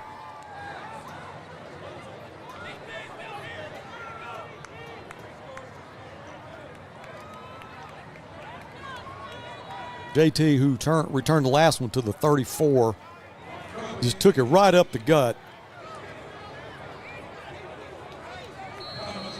See him get some green between him and North Little Rock players.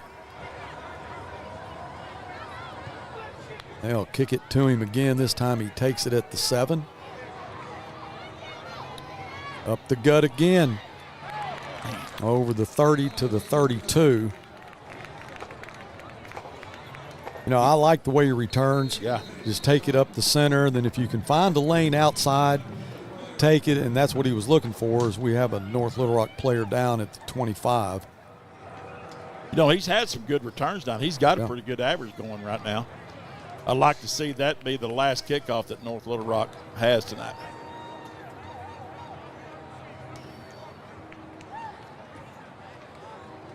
Well, the Bears have been able to move it. You know, as we expected, it's going to be through the air.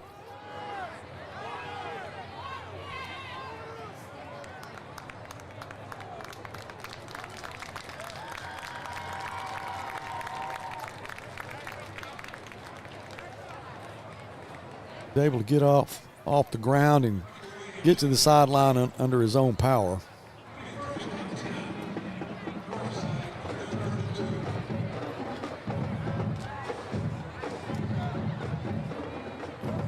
The Bears down 19-7. Still 1:03 left in the first quarter.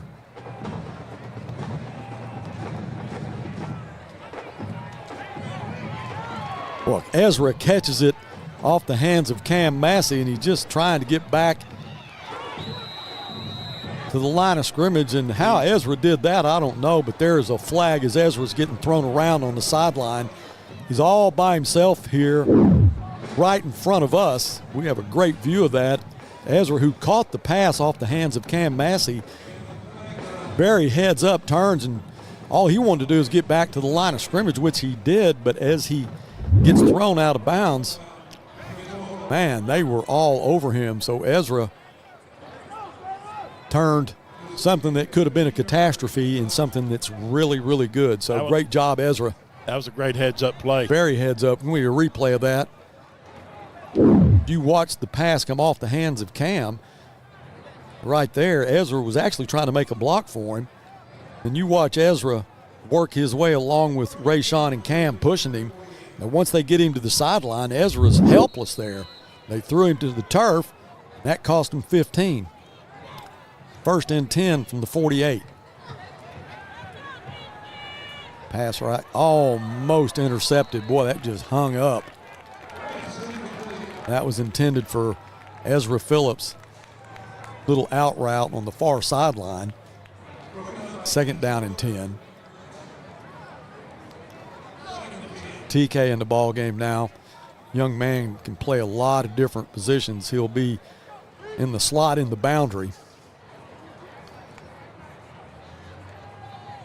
Pass for Ezra again. This one is almost intercepted. It was like an instant replay there. Ezra on another out route, and they were there waiting on it.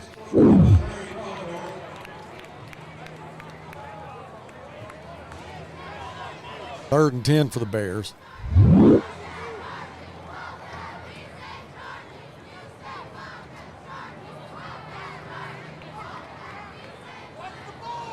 Ezra and JT split wide to the right side. Isaac in the backfield. Moody flushed out. Pumps, keeps it over midfield. Goes out of bounds at the 40. That'll be enough for a 1st down. So on a 3rd and 10, McLean Moody doesn't do it with his passing, does it with his legs. Well, if you notice that good fake he made right there, like he was going to throw the pass, that got that guy off his feet. Yeah, that got him a 1st down. So 1st and 10 for the Grizzlies at the 40-yard line of the charging Wildcats. Ball's on the left hash.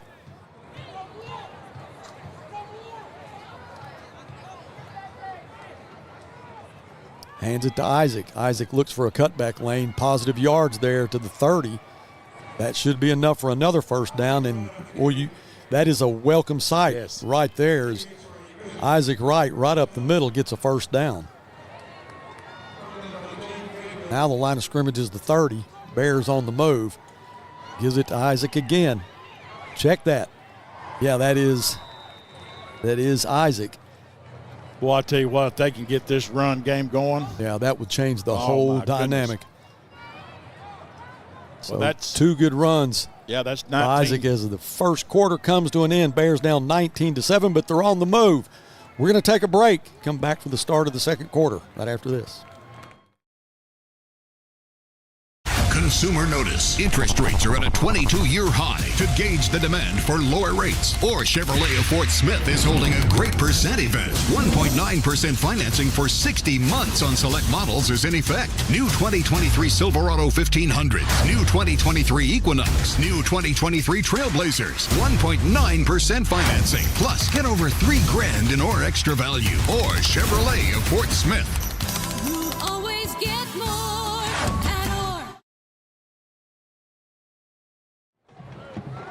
All right, welcome back to Charging Wildcats Stadium here in North Little Rock. Jeff Ferris has some stats for us. Let's see if we can get that up.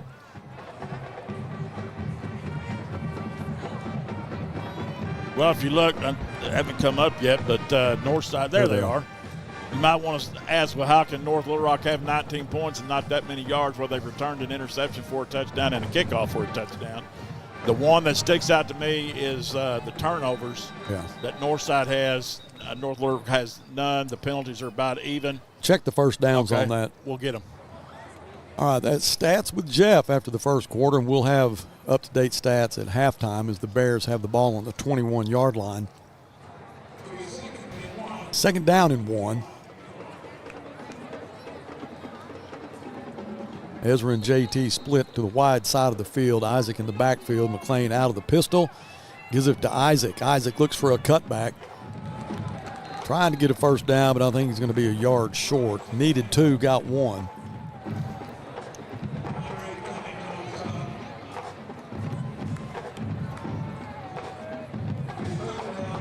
Third and 1. McLean is going to go empty as TK be in the slot on the wide side with Ezra and JT. Cam and Isaac into the boundary. McLean claps. Looks left side. Cam, who makes the catch, will get across the 20-yard line to the 19. That's enough for a first down. Cam, knowing he's going to get smothered as soon as he catches the football, says, hey, I just got to get a yard. Just got to get a yard. He gets 2. Just into the second quarter, Bears have given the Charging Wildcats a lot of gifts tonight to make it 19-7. Nothing really earned on their side as we have a first down and 10 from the 19-yard line. Ezra pitch inside over the 15 to the 14-yard line. Want to get the ball in the hands of your playmakers. So Ezra, who also can also run the offense out of a Wildcat. He'll go back to the slot, the wide side. Isaac back in the backfield. Gives it to Isaac, nothing there. He probably will lose a yard. And he does. Third down and 7.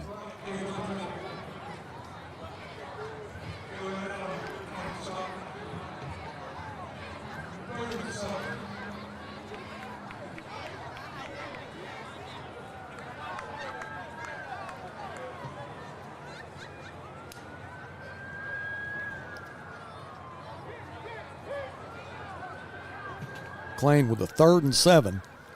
Line of scrimmage is the 16-yard line of the Charging Wildcats. McLean gathers the football, wants to throw, looks to the left side. Ball is incomplete. It's about as on the far side of the field for us standing in this hall behind this plate glass window. Had a hard time really seeing if there was any collision there. No call by the referee, probably just good defense. That's going to bring up a 4th down.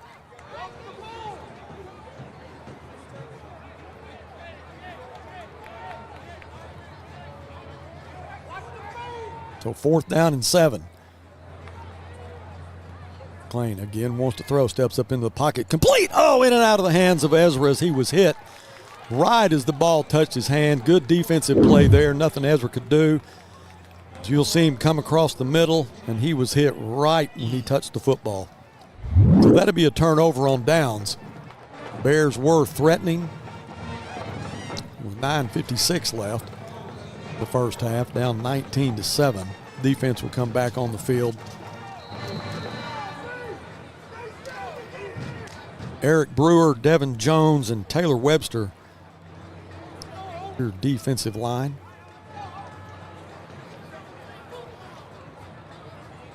Devin's a senior. Number 32 had a good game last week. Now Braden with just a nice fake around the left side over the 35 to the 37, maybe the 38-yard line. That's about, I'll tell you what, he's not the fastest guy I've ever seen. But that was a great fake. You're right. Just did a good job with the deception there. 1st and 10.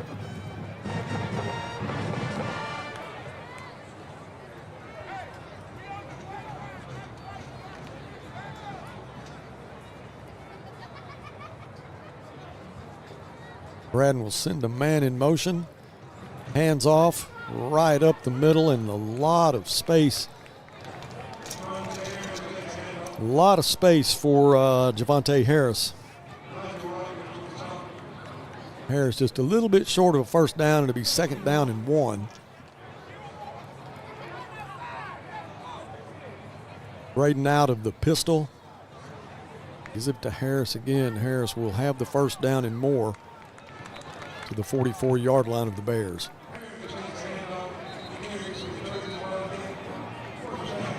And Coach Curry wants a timeout. So do we. 9:19 left in the first half. We'll be right back.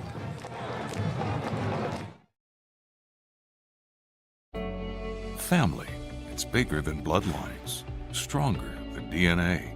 It's the circle we draw around the people that matter, the people we care about and care for, the folks who inspire us, guide us, root for us.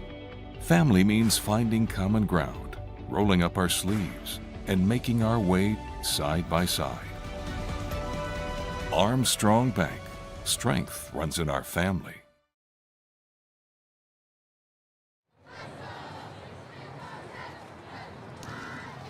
If you're just joining us, it's 19-7. Grizzlies had a fumble their first possession, which turned into a touchdown, had a kickoff return and a pass interception that both went for touchdowns. So this was really the first drive for the charging Wildcats that has any substance to it. Braden wants to throw, and it is incomplete. Ball's a little bit low.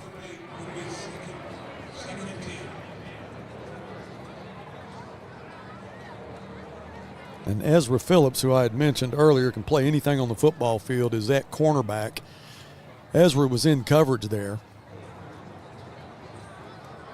Second down and 10 from the 44-yard line.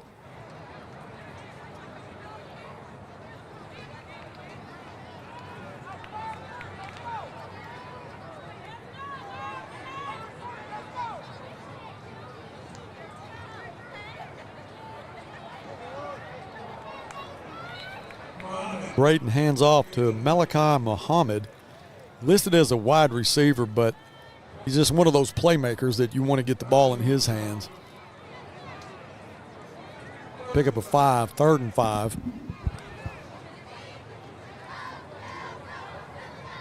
Right now, North Little Rock's picking up all their yardage on the ground, Buzz. Looks like they're flexing their muscles on the line of scrimmage, controlling the line of scrimmage with their run blocking.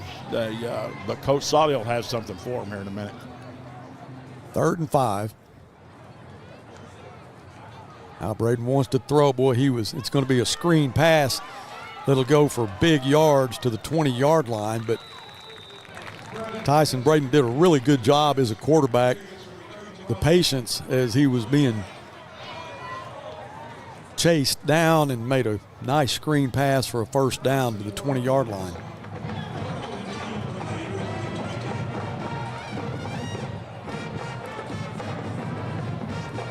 Braden again hands it off. That's Harris, who got through the first level, and it's like he's got oil on him. It is once you get hard to wrap him up. Yeah, it is. 2nd down and 3.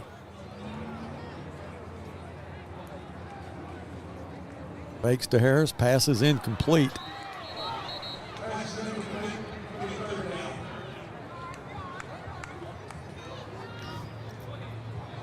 Big down here for the Grizzly defense.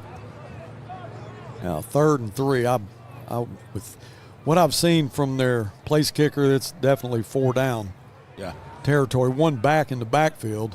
Braden out of the pistol. Twins wide right. And he'll pull the Grizzlies off sides, and that will give them a first down.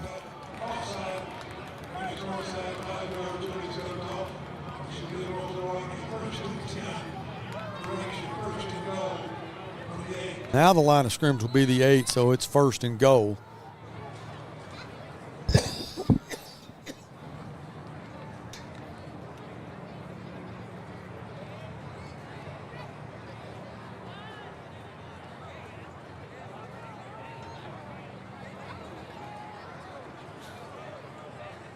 Braden will send his man in motion.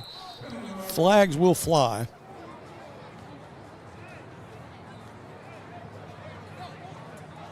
will move the charging Wildcats back 5. Line of scrimmage will be the 13 now, 1st and goal.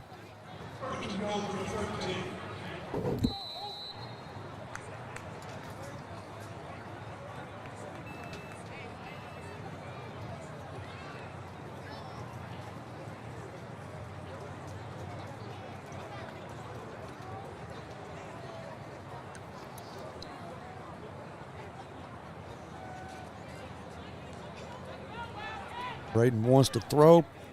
It is complete. Touchdown. Another slant route from Malachi Muhammad.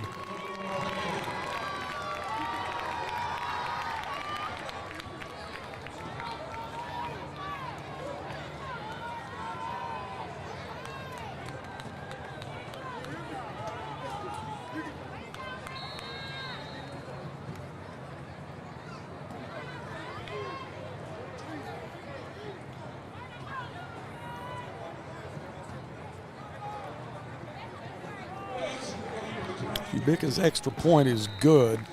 26-7 with 7:39 left in the first half. Kickoff's coming up. Stay with us.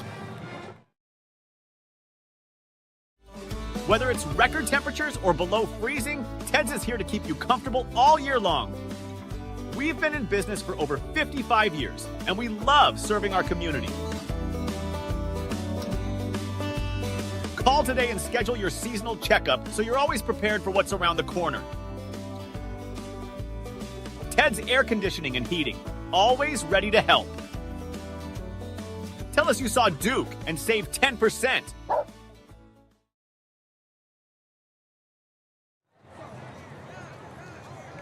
If I'm not mistaken, that was the first drive. Yeah, that was.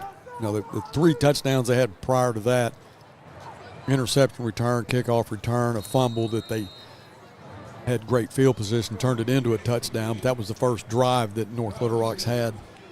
And that's resulted in points. And it was a big one too, Buzz. That was a 84-yard drive. Yeah. 11 plays. Oh, this kick will go into the end zone, right over the head of Isaac Wright.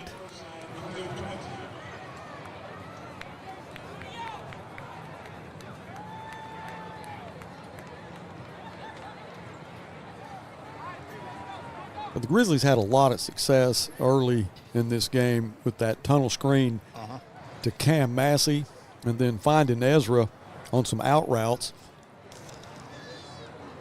All quick releases. Kind of changed a little bit, started trying to buy some time with a drop back, and McLean at one point was able to pick up a lot of yards with his feet. Screen pass here to Ezra. Ezra hit at the 18-yard line and taken down.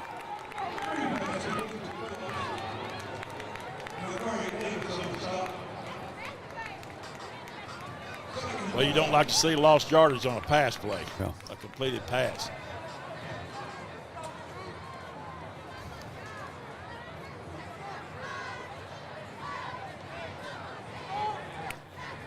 Loss of 2, 2nd and 12. McLean throws it in and out of the hands of JT.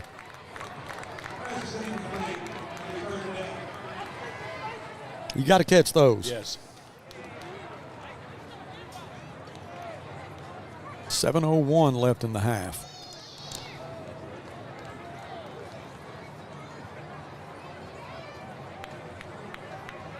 Third and 12 now.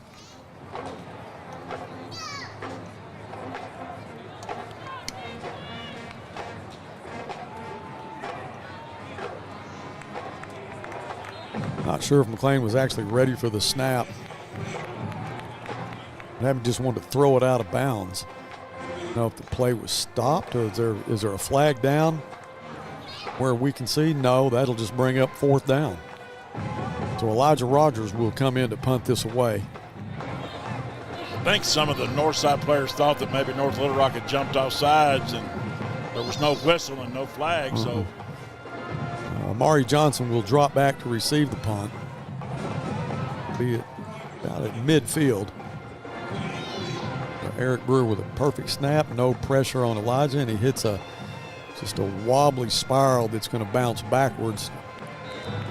The long snapper, Eric Brewer, was the first one down there. It'd be the 45-yard line is the line of scrimmage for Tyson Braden.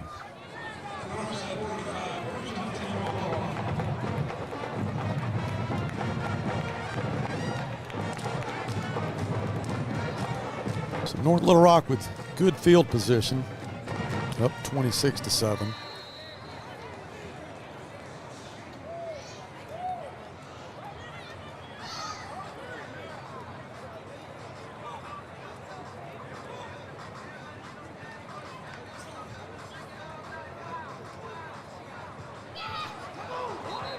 Really nice job by Tyson Braden selling that. He had his receiver open, but it was just dropped. Again, North Little Rock's getting some good fakes Yep. and they're to their running backs, and that's helping their passing game. But You got to give the running back, Yeah. Devontae Harris, a lot of respect. And anytime Yes. you think he has the football, I mean, you know, you're going to collapse on him. But Braden, who has done a good job tonight just selling it, picked up a lot of yards himself on the last possession of the charging Wildcats. Receiver just dropped that one. 2nd down and 10. Fakes to Harris again, throws it. That ball, they'll say, is complete. It looked like he short hopped it, but I guess it was just a good catch. That was Muhammad again on the reception. He was wide open.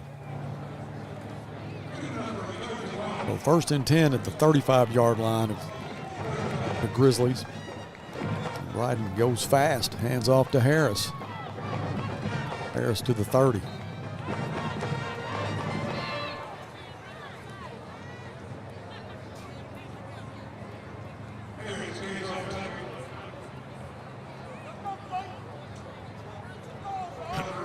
Pick up a 4 from Harris. Now it is 2nd down and 6.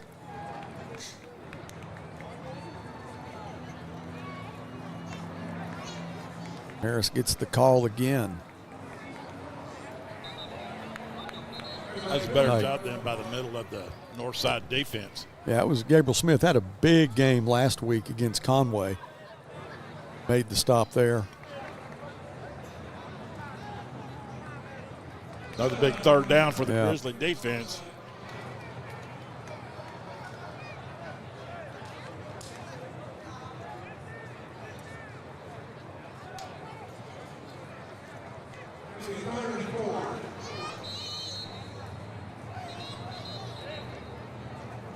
A little confusion on the placement.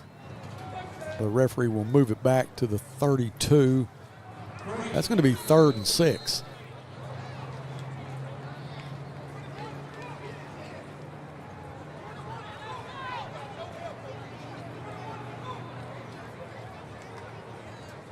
Braden drops back, throws a screen pass. Is quickly snuffed out. He'll get back to the line of scrimmage, maybe pick up a yard. Zion Bishop was there, along with Devin Jones. Zion, who didn't get to play last week, was hurt, but he's back tonight. 4th and 2. Bears got a big 4th down stop last week against Conway. Need another one now as Braden wants to throw. And it is incomplete. Abram Dodson in coverage. I got to talk to Abram at the coach's show. And what is it like to be a cornerback in the 7A with all these quarterbacks that you see week after week after week? He's just a sophomore and is stepping up and doing a good job. So Grizzlies will get it on a turnover on downs here with 5:19 left in the first half. We are down 26-7. Got to get a good solid drive here. Hopefully we can turn it into some points. Well, you thought in the first of the game, man, we could just move it at will through the air, and incomplete. A lot of traffic. Yep. Blue jerseys there. Lucky that one wasn't intercepted. 2nd and 10.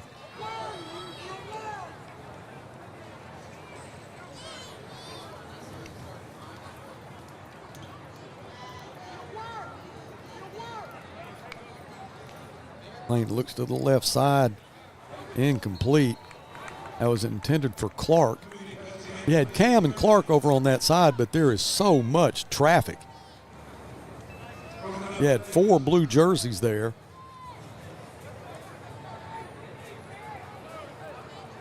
Third and 10 now after 2 incompletions.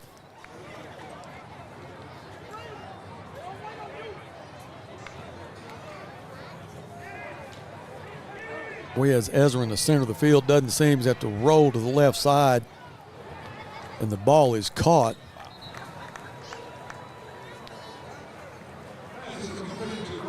And that was Clark that made the catch.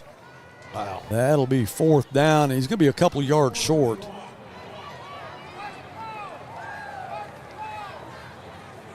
Coach Curry will send the punting team in.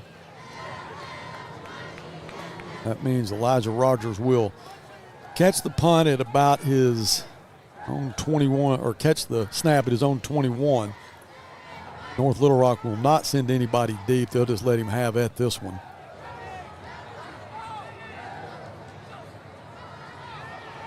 And I think the Grizzlies drew him off sides. That was TK in motion, so the Bears will get the ball back. Great job by the Grizzlies. We'll get a first down at the 41-yard line. Good job. We'll get a replay on that, Dylan, and you watch TK go into motion on this punt.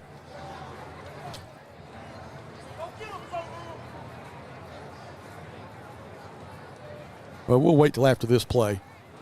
Here, 1st and 10 now for the Bears at the 41.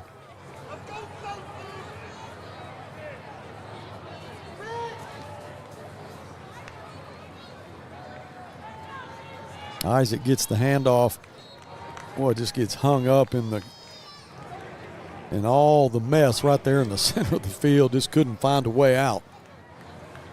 They get back to the line of scrimmage, 2nd down and 10.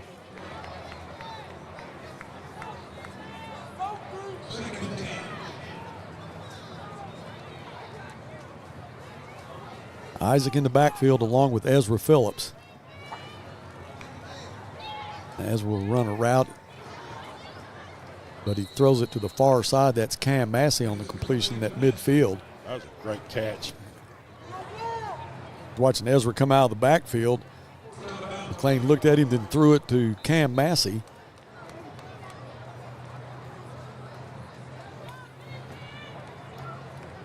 Third down. Like he's going to be 3rd and 1, but it's a long one.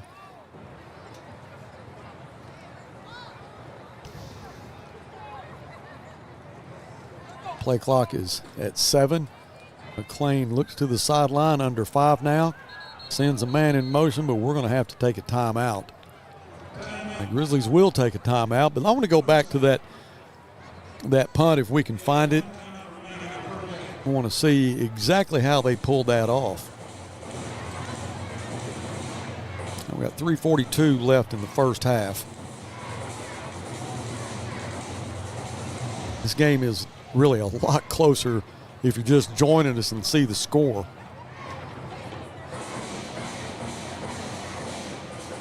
It is a lot closer, and if you're just joining us before the game or in the pregame, we talked about explosive plays. Yeah.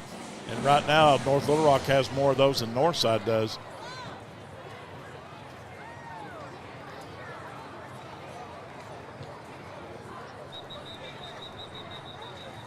When the Bears come back on the field, it'll be 3rd and 1. 3:42 left.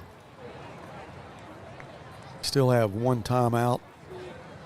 Ball will be on the left hash. JT and Rayshawn will split wide to the right side, and they'll put Ezra in the slot. Cam will be into the boundary, and he'll send Isaac in motion. Gives it to Ezra. Ezra will get the first down. I love that play. And Ezra lines up in the slot. He comes back to the center of the field and gets a quick pitch. Lowers his head, gets the first down. Well, the Bears at the 45-yard line. North Little Rock brought a blitz on that, and when he got to the second level, there was nobody there until he got 5 yards.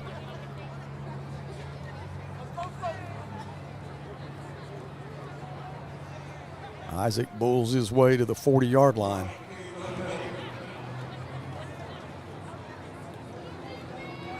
Bears having a little bit of success on the ground right now. That's 2 5-yard running plays back to back. Maybe they need to run that play again. 2nd down and 5.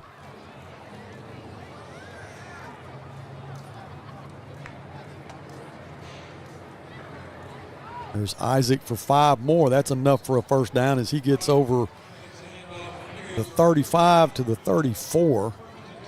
So they'll move the chains again. And they're doing it on the ground. I like seeing that. I do too. You know, that's been a long time coming for the Grizzlies.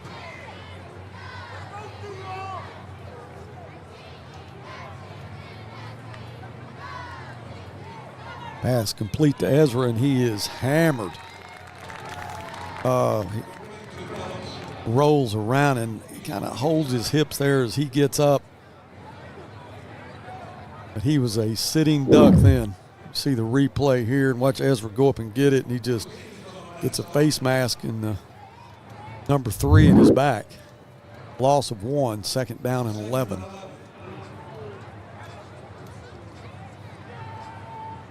McLean has to adjust Ezra's shoulder pad there.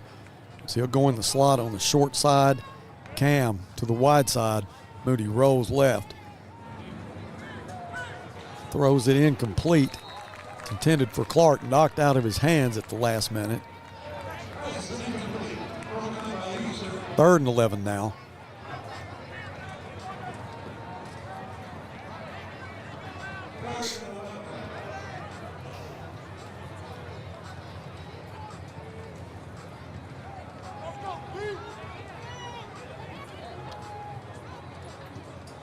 Check that. It's 3rd down. Yeah, 3rd and 11.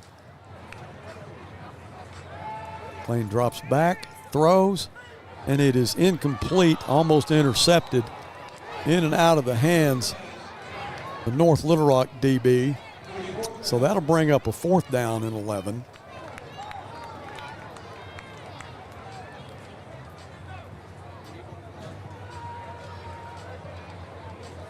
That was Hudson Booker that had it in his hands there for a second. I think Cam probably shielded a little bit as he went up trying to just tip it, if anything. So McLean with a 4th down and 11. Steps up, in trouble, and he goes down. Just a shoestring tackle there, and it looked like Clay may have had some room, Jeff. Yeah. If he could have escaped that last shoestring. And it was a shoestring. Yeah. That guy dived and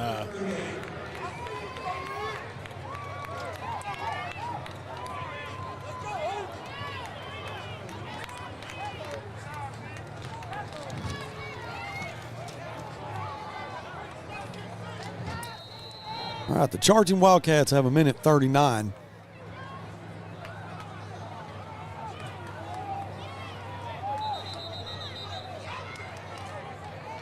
The give was to Smith, but the guy you want to credit right there was Gabriel Smith that just completely turned him around. But he does pick up 5 yards. Could have been a lot more, 2nd and 5. Pass out into the flat. It's complete for a first down over midfield to the 45.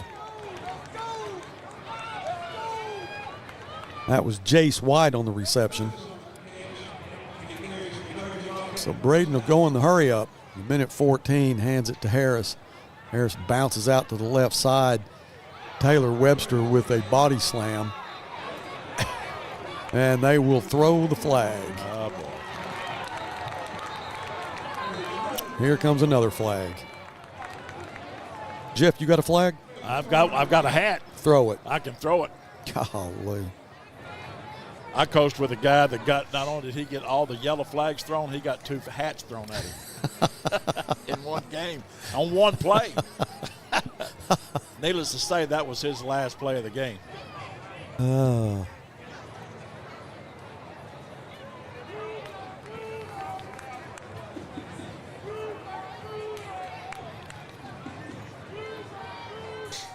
I think if one of them's a live penalty and the other one's a dead ball, they mark both of them off. Is that correct? Well, first of all, Yeah, personal foul is it's going to be against Taylor Webster for the tackle. Yeah. But, what do you do? I think that was a continuation of the play. I don't think but they'll have it at the 25. Pitch it out to Harris. Harris might get to the 21. Smith there, along with Zion Bishop.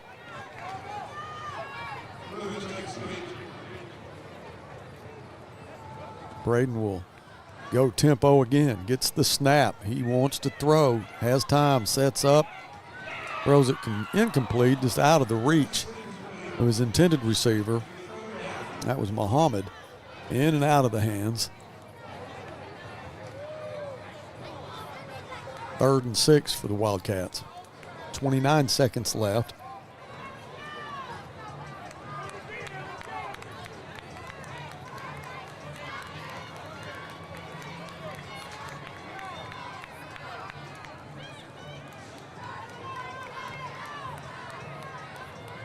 Now Cam Massey in the ball game at cornerback.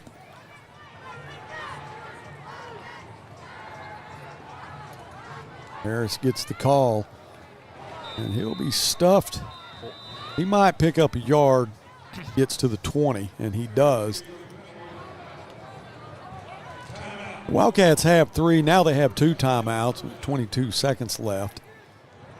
But when they come back, they're going to have a 4th down and 5. 4th and 5, yeah.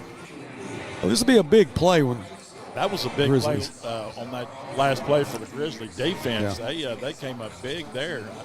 I don't understand that call by North Little Rock.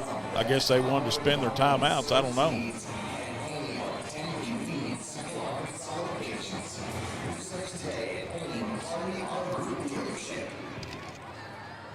But I guess as good as their running back has been running all night, why not call his number? Yeah, Harris he's pretty special, but he's hurt us through the air too. Yep.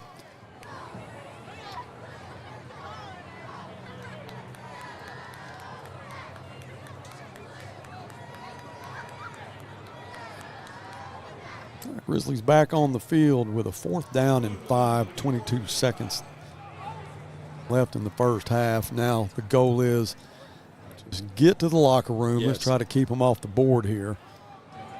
And you don't want to give up a touchdown because they get the ball to start the third quarter.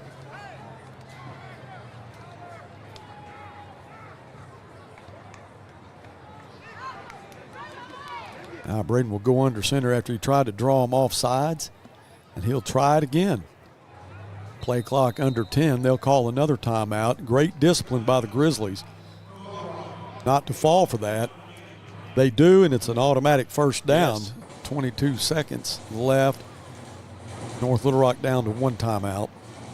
But I'm sure Coach Solly and the rest of the defensive coach discussed that during that last timeout, and they're discussing it again.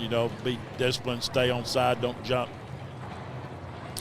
Last week when we were playing Conway, it wasn't one of the starting running backs. Conway and Bryan are a lot alike. I mean, they have so much depth in their running backs and have for years. This guy wasn't a starter.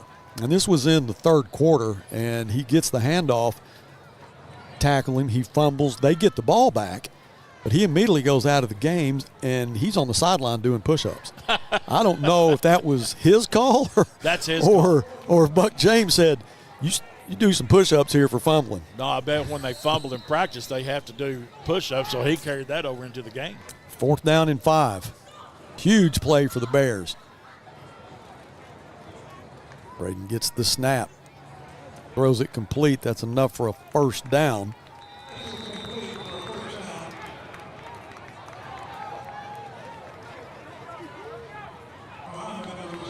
Now North Little Rock wants to get the whistle blown and take the snap. Ball's on the ground. Clock ticks. It is under 10. It shows they have 1 timeout left, but I thought, somebody better take the timeout. 3 seconds left. Ball will be at the 12-yard line. First down conversion there, a little slant route. Muhammad's been a go-to guy for him tonight through the air.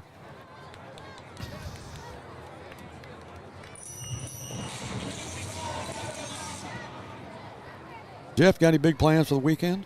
Yeah, I'm going to be at Little Creek Country Club tomorrow morning from 8 till about 2 o'clock tomorrow afternoon. Going to watch the Razorback game down there, I guess. And if you don't have anything to do tomorrow, come on out to Little Creek and play 9 or 18. 29-yard field goal attempt here by Hubica.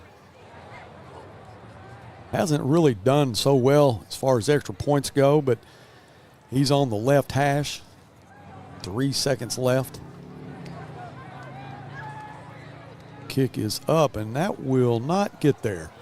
So from 29 yards out, it falls short. The Bears will go to the locker room, down 26-7, as you see the Coach Frazier, the offensive coordinator, leaving the press box, and he'll take the long walk down through the school. There goes Coach Curry along with him, and Matt Whitsitt. They'll work their way to the dressing room and try to get a fire lit under these Grizzlies. When they first started, it looked like, guys, we're just going to run up and down the field. But wasn't to be. Just had some turnovers, an interception, a fumble we lost, and then a kickoff return for a touchdown. That's three of the 4 scores right there. Again, it's 26-7. We will take a break and have some of our sponsors get their message out to you, and then when we come back, we may talk to some of our fans, so do not go anywhere.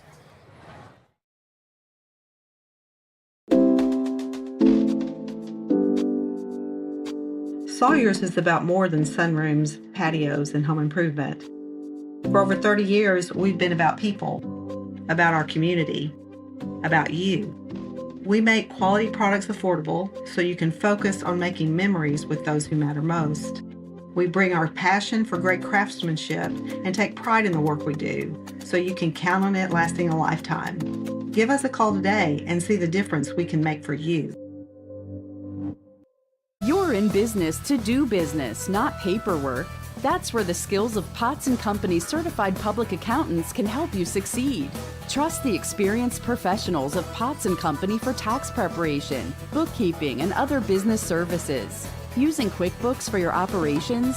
They're QuickBooks experts. The Potts & Company team can help you establish, organize, and optimize your QuickBooks for utmost effectiveness. Visit pottscpa.com to learn more.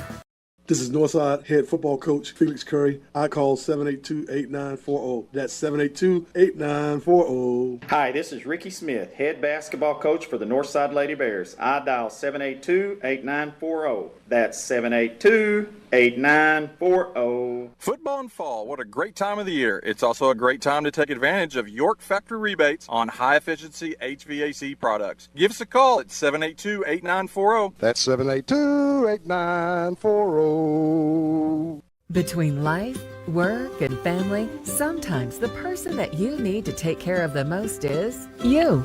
At Fort Smith Therapy Health and Wellness, you're never alone. Through our counseling, we can help you regain control of your emotions, mental health, and life. We provide both face-to-face and virtual therapy services. Whether it's for your child, family, or yourself, Fort Smith Therapy is here to help your true self shine through. Schedule your appointment today with Fort Smith Therapy Health and Wellness.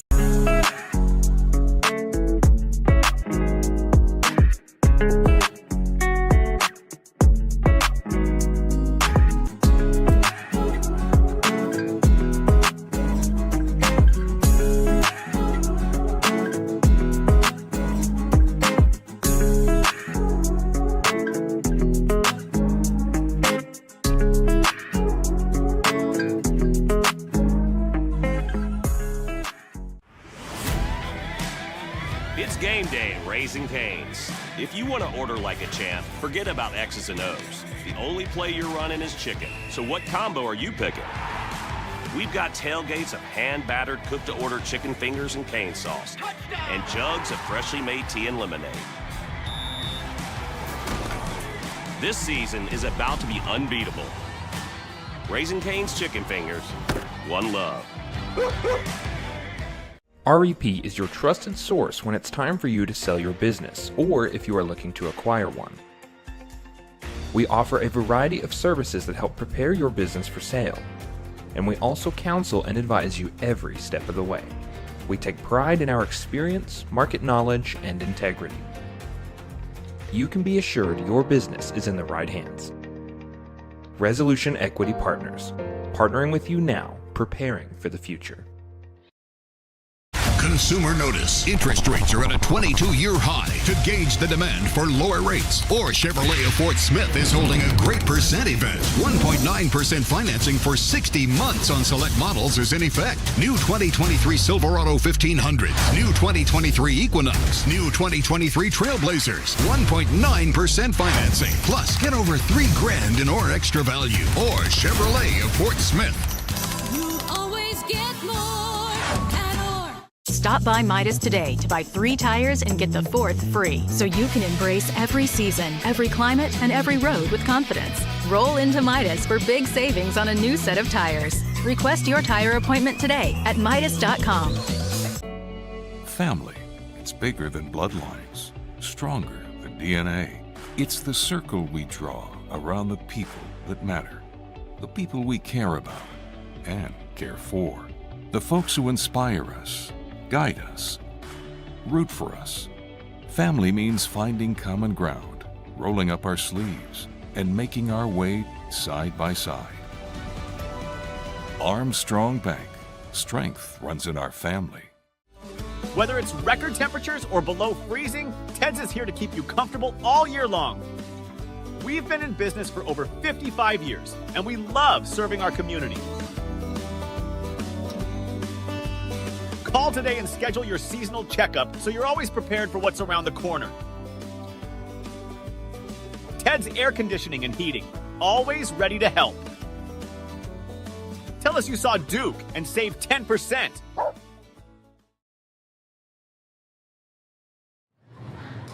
(26-7) at halftime. The North Little Rock Charging Wildcat Band is getting ready to perform, but we've got some halftime stats for you, Jeff. Oh, thank you, Buzz. I appreciate that. There they are up on the screen. You can see them. Everything looks pretty even. First downs, 18-15, North Little Rock. Passing yards, Northside's 133 to North Little Rock 76. Rushing yards, 100-9. Total yards is pretty even. Turnovers, unfortunately, Northside has 2. North Little Rock none. Penalties are pretty even. You may want to ask why North Little Rock is up 26-7 if the stats are so even. Well, kickoff return for a touchdown, interception return for a touchdown. Yeah, that'll do it. There you go. That's it right there. Then that fumble that they converted. Yep. Yeah, there's 3 or 4 touchdowns there. And, scoring. And, but, that's what good teams do. They take advantage of your mistakes. Yeah. And they've capitalized on the 2 turnovers that Northside had. They've scored points on both those turnovers.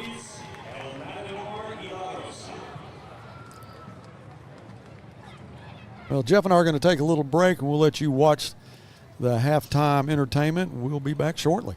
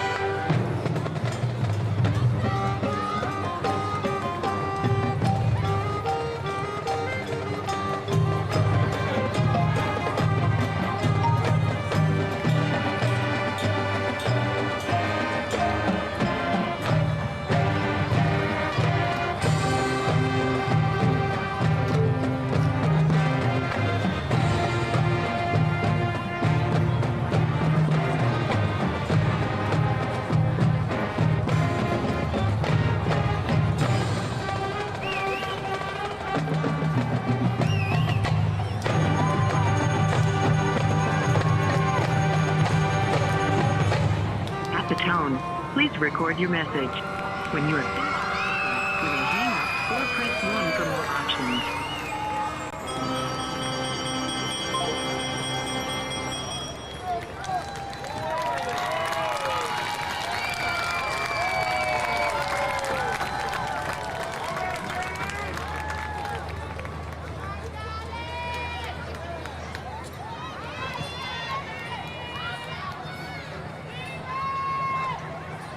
The band is under the field direction of Michelle Smith, Aiden Watson, Patrick Lindsay, Brett Birdie, Brittany Bashirs, and Donnie Barkov.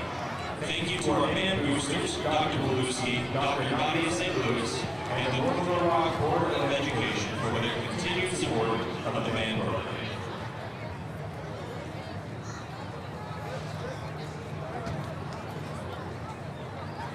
We will now recognize our senior band students for their many years of dedication to our program, and their parents will present them with their senior band.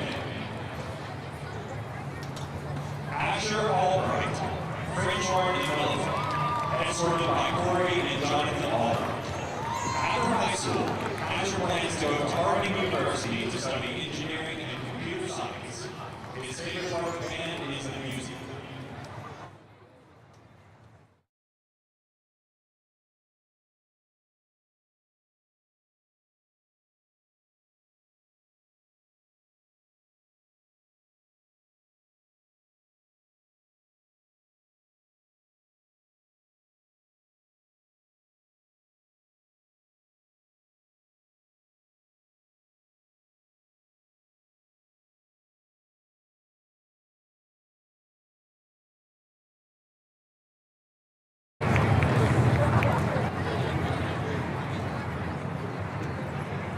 Serenity Beasley, clarinet, escorted by Takako Beasley. After high school, Serenity plans to join the Air Force Reserve and attend a university majoring in biology. Her favorite part of the band is the contests. Oh, okay, she's back.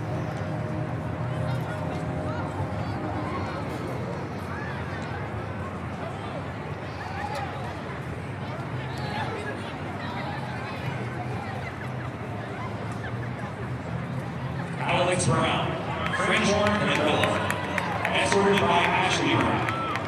After high school, Alex plans to go to U of A and major in mechanical engineering. Her favorite part of the band is going to competitions, watching other bands, and performing.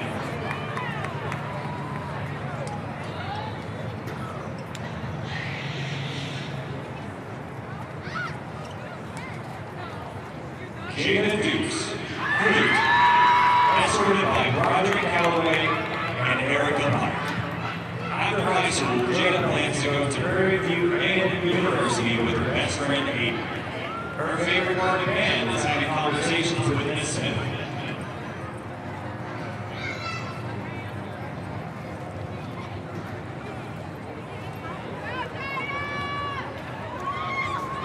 Addie Dubas, drum major and trombone, escorted by Ken Cross. After high school, Addie plans to attend Arkansas State University to study psychology. Her favorite part of the band is annoying her bandmates.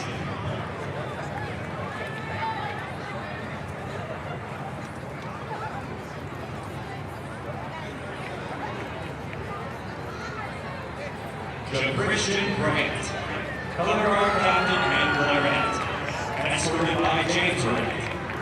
After high school, Christian plans to go to veterinary school. Her favorite part of the band is when Miss Smith tells her stories.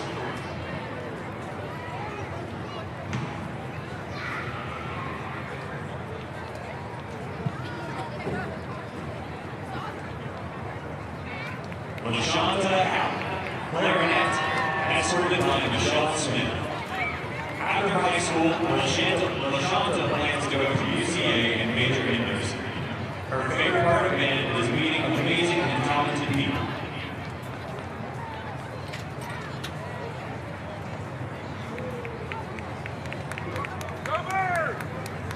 Evan Harris, French horn and melody, escorted by Ken Harris.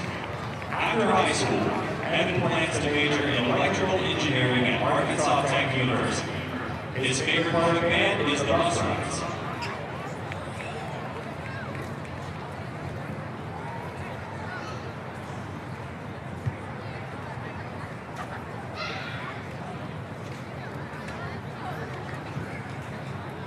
Daisy Horton, French Horn and Belleville, escorted by Carlo.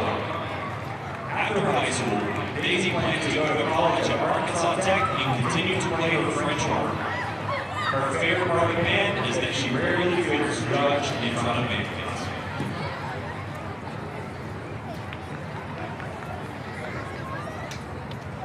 Mitchell Lloyd, trombone, escorted by Robert Lurie Jr. After high school, Mitchell plans to major in music education. His favorite part of the band is marching because it allows the kids to take more control and responsibility for the performances.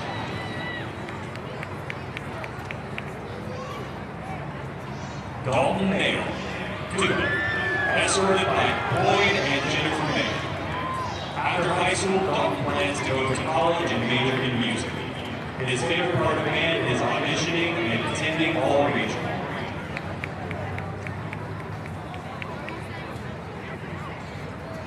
Lily Moore, trumpet, escorted by Audrey Moore and Justin Moore. After high school, Lily plans to go into the Air Force Guard and study psychology at UCA.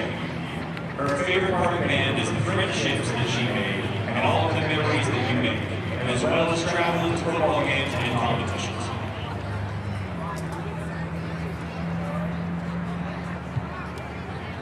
Ryan Ponder, percussion and trombone captain, escorted by Jill and Brent Ponder. After high school, Ryan plans to attend Oklahoma State University to study engineering. His favorite part of the band is the strong community and family-like relationships. Dylan Sanders, bass clarinet, escorted by Dominique Smith. After high school, Dylan plans to be a surgical tech or EMT. His favorite part of the band is going to football games with his friends.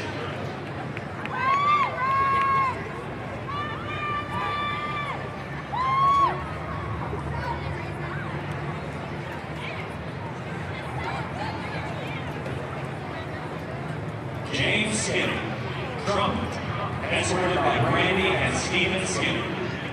After high school, James plans to become a journeyman electrician. His favorite part of the band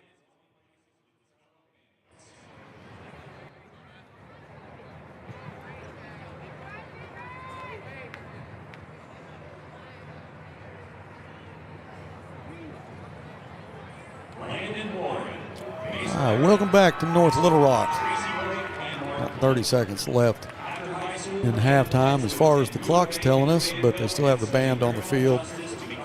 North Little Rock football team is coming out of their locker room, looking across the field and waiting for our Grizzlies to come back out. We're down 26-7, and if you watched the first half, you saw that we gave them 3 touchdowns. But we'd sure like to have back. Just hopefully get the second half started different. We're going to have to kick off to them, and hopefully we get a 3 and out, maybe get a good drive, possibly get on the board, try to close the gap a little bit. Jeff, as a coach, where's your head right now? Well, it's on your defense right now. You got to keep them pumped up because they did a good job of keeping them off the scoreboard on that last drive that they had. So that's a positive right there. That's something that you can build on. And tell your offensive line is doing a good job, but just tell them to take care of the ball. And watch where you're throwing the ball, hang on the ball, tuck the ball away, whether you're running or after you catch it. See the ball all the way into your hands and tuck it away. Make good passes. Don't try to force any passes, and keep your running game going.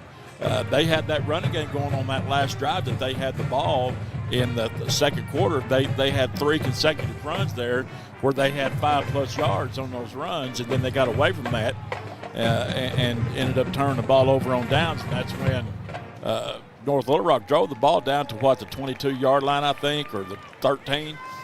And anyway, Northside's defense did a really good job at the end of the second quarter to keep them out of the end zone so they can build on that.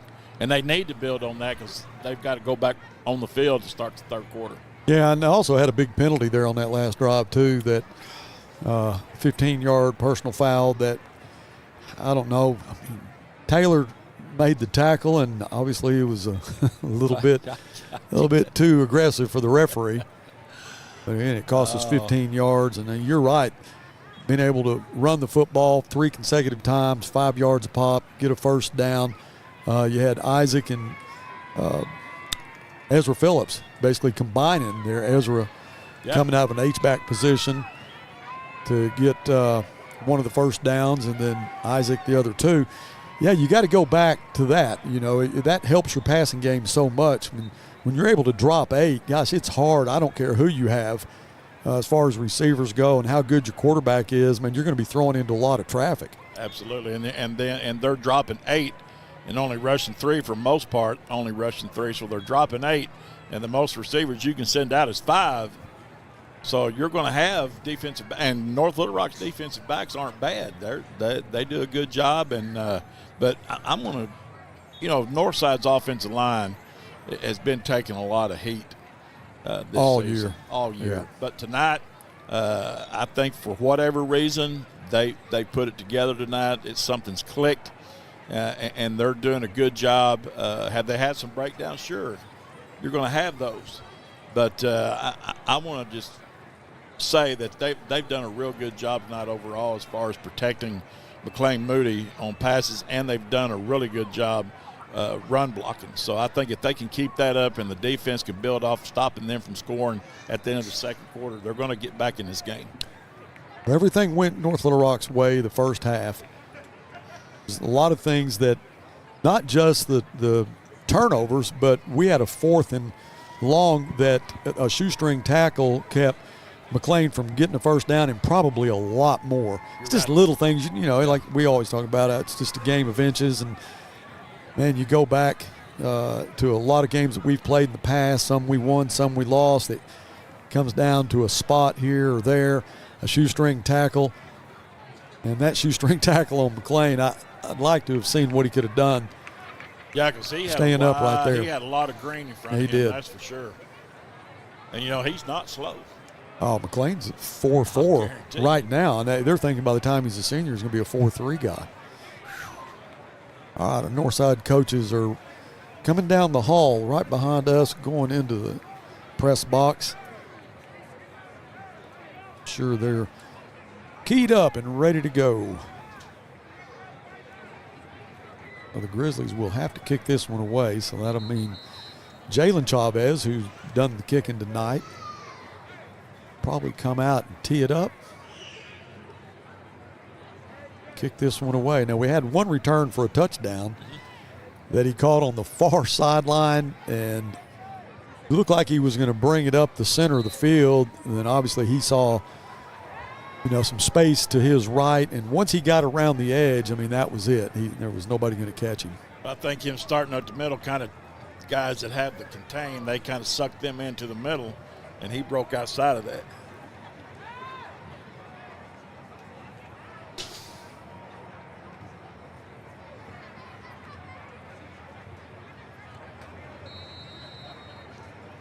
All right, Jalen has it teed up.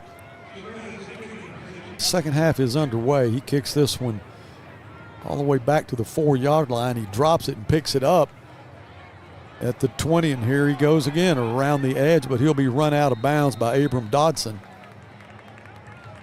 Luke Young was there to help Abram run him out of bounds. And that's the same run back that he had for the touchdown. Just a little better contained there for the Grizzlies, although he does get good field position to the 37. Tyson Braden is junior QB. Said he played some last year as a sophomore. Broke his hand, though. Didn't get to play about half the year. He'll be in the pistol with Javante Harris right behind him. Harris will get the call. He is caught in the backfield for a loss, so that's how you want to get started. That was a good And that was Gabriel Smith. And Gabriel, who had a huge game, Jeff, last week, got his start as a linebacker, and he was all over Conway. Loss of 4 yards, 2nd down and 14. Jace White will be in the slot on the right side. Muhammad wide left. Harris again gets the call. Looks like he'll get back to the original line of scrimmage. 3rd down and 10 for the charging Wildcats. Well, this would be huge right here, Buzz, for the Grizzly defense if they could get a 3 and out right here. You are exactly right. Dontavius James now come in the ball game. He'll be a running back, and he's a good one. He'll take the place of Javonte Harris. But James gets a lot of playing time, too, at running back, and he'll be the only back in the backfield. Braden will fake it to him, and now he'll throw it deep. This ball will be complete. It'll be a race to the end zone. He'll take him down at the 5-yard line. That was Ezra Phillips who chased him down. Jace White on the reception on a post route. Just a nice throw on a 3rd and long from Tyson Braden. Really can't throw a pass much better than that one right there. 1st and goal from the 5. James gets the call. Ball's on the ground. The Grizzlies will get it. Let's get a replay on that because 2 Grizzlies hit him at one time, knocked the ball loose, and then we were able to fall on it, so we will get the ball after all. James just mishandled it, but he was hammered. So the Grizzlies will have the football 1st and 10 at the 7 or the 8-yard line.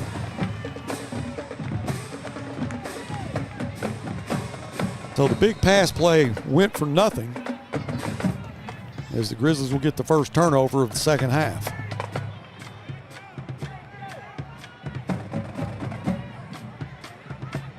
McLean goes empty, trips to the short side, looks right now, throws it to Cam on a tunnel screen. Cam dances his way over the 15 to the 17-yard line. Be about a yard short of a 1st down, and that was the success we had early in the 1st quarter. He's going to break one of those here in a minute.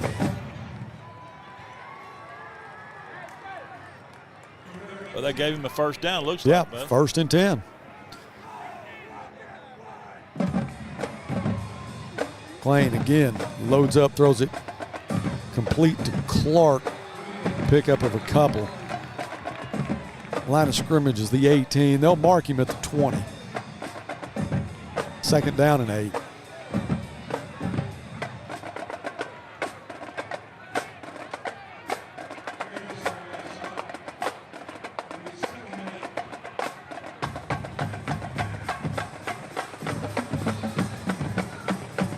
Ezra at H-back, twins to the left side. McLean throws left side. He's looking for Cam Massey. Cam catches it. The 45-yard line taken down at the 41. Ball was in the air. Pretty good while. Here you'll watch the replay. Cam has to come back and get it, but great job as the DB had his back turned to him. So 1st and 10, big play for the Bears at the 40-yard line. Empty set again for McLean. He goes hurry. Cam, little wide receiver screen, jukes a man. Out of bounds at the 31. So the Bears on the move. 8:55 left in the 3rd quarter. Picked up 9, 2nd down and 1. Ezra and JT split to the wide side. They're stacked. Clark and Cam split to the left. It gives to Isaac. Isaac looks for a cutback. He'll get the 1st down and more. Just grinds his leg to the 26-yard line. So that is a 1st down.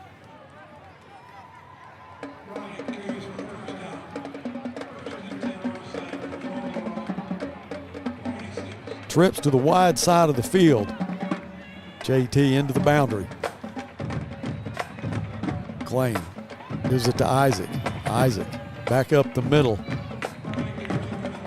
Gain of a couple to the 23.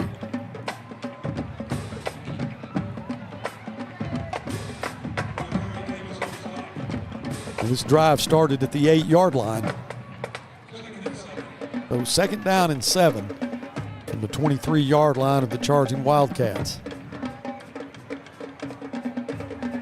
Lane throws, complete. That's Ezra. Ezra shakes a man. He spins, still on his feet, goes down inside the 10 to the 8. Ezra Phillips with a first and goal.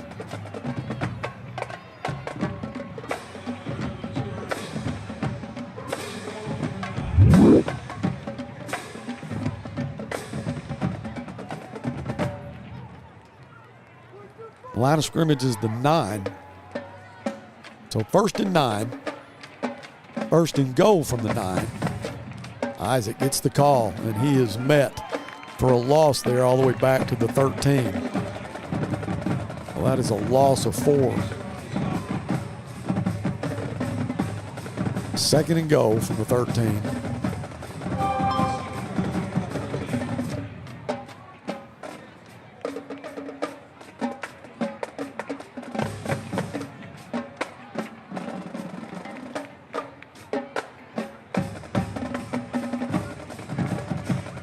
Lane looks to the left side. Cam Massey complete. Cam shakes a man. Touchdown, Northside. No flags on the turf. Cam on a slant. McClain hit him perfectly right in the hands. He shakes one man, goes into the end zone. Jeff, he broke one. That's beautiful. Beautiful protection, beautiful pattern, beautiful pass. Touchdown. Jalen Chavez now will try to make it 26-14. So a big turn of events after a fumble. Kick is up. Hit it in the screws. It's good. 26-14, 7:08. We'll take a break. Stay with us.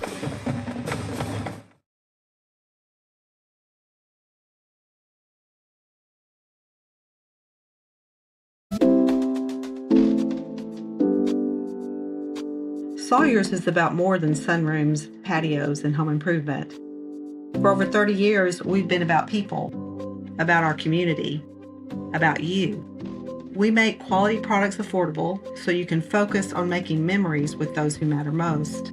We bring our passion for great craftsmanship and take pride in the work we do so you can count on it lasting a lifetime. Give us a call today and see the difference we can make for you.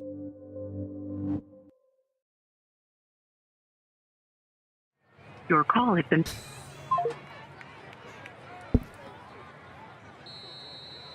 All right, welcome back to North Little Rock. The Bears have cut it to 26-14 on a 92-yard drive, and the kick will be fielded at the 19. Still on his feet, but who else? But well, it looked like Gabriel Smith.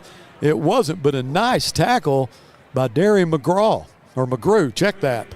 Nice tackle at the 26-yard line. So the Bears, who were facing a first and goal with a fumble at the 8-yard line. That's got to make your whole team feel good, man, when you go 92 yards. Yeah, that's what you needed. That's awesome. You just needed a break to go your way, then you convert it. Braden will send a man in motion, claps.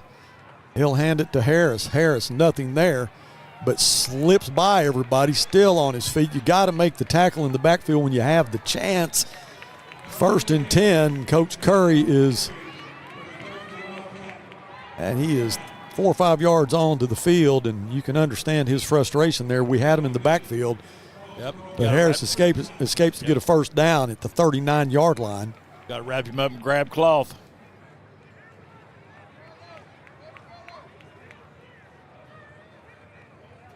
Braden this time wants to throw. Looks to the left side on an out route. It's complete.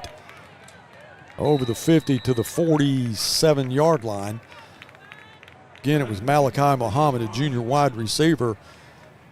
And what I've been watching for the last couple of weeks really was not this right here as far as the ability to pass block. And this guy that I didn't think had that good of arm, but he does. Harris with nowhere to go there. That was Gabriel Smith and Lucas Calderera there to make the stop. So that'll be a loss of a yard. Second down and check that, loss of 2 yards. Second down and 12.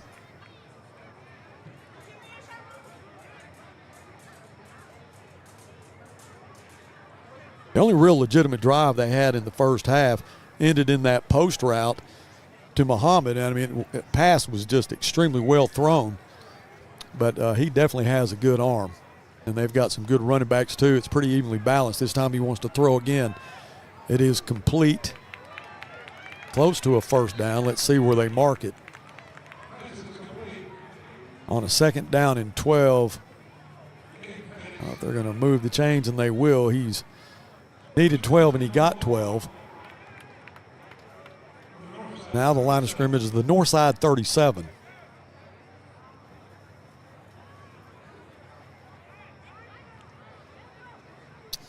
That's a good job knowing where the yardsticks are. Yeah, curl route, a little comeback route, and hit him right in the numbers. Hand off to Muhammad. Bijou there to make the stop. Bijou was so happy to be on camera, said he made it. He was excited, wanted to say hi to all his family and the coaches show. I love the personalities of these kids. It's so good to see them with no helmets on and talk to them about a lot of things other than football. But want them to have a good night tonight, down 2 scores. 5 minutes left in the 3rd quarter.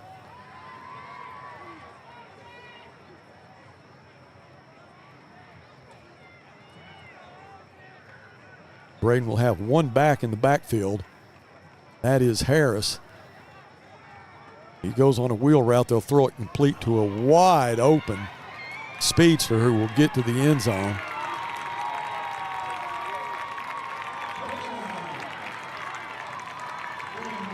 That was Jace White, just a junior, so they get that score back, now 32-14.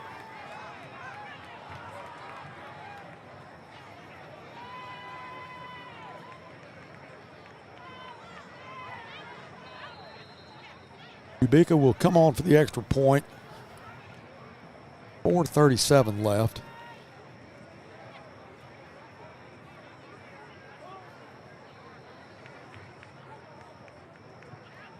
It's up and good. We'll be back in 30 seconds.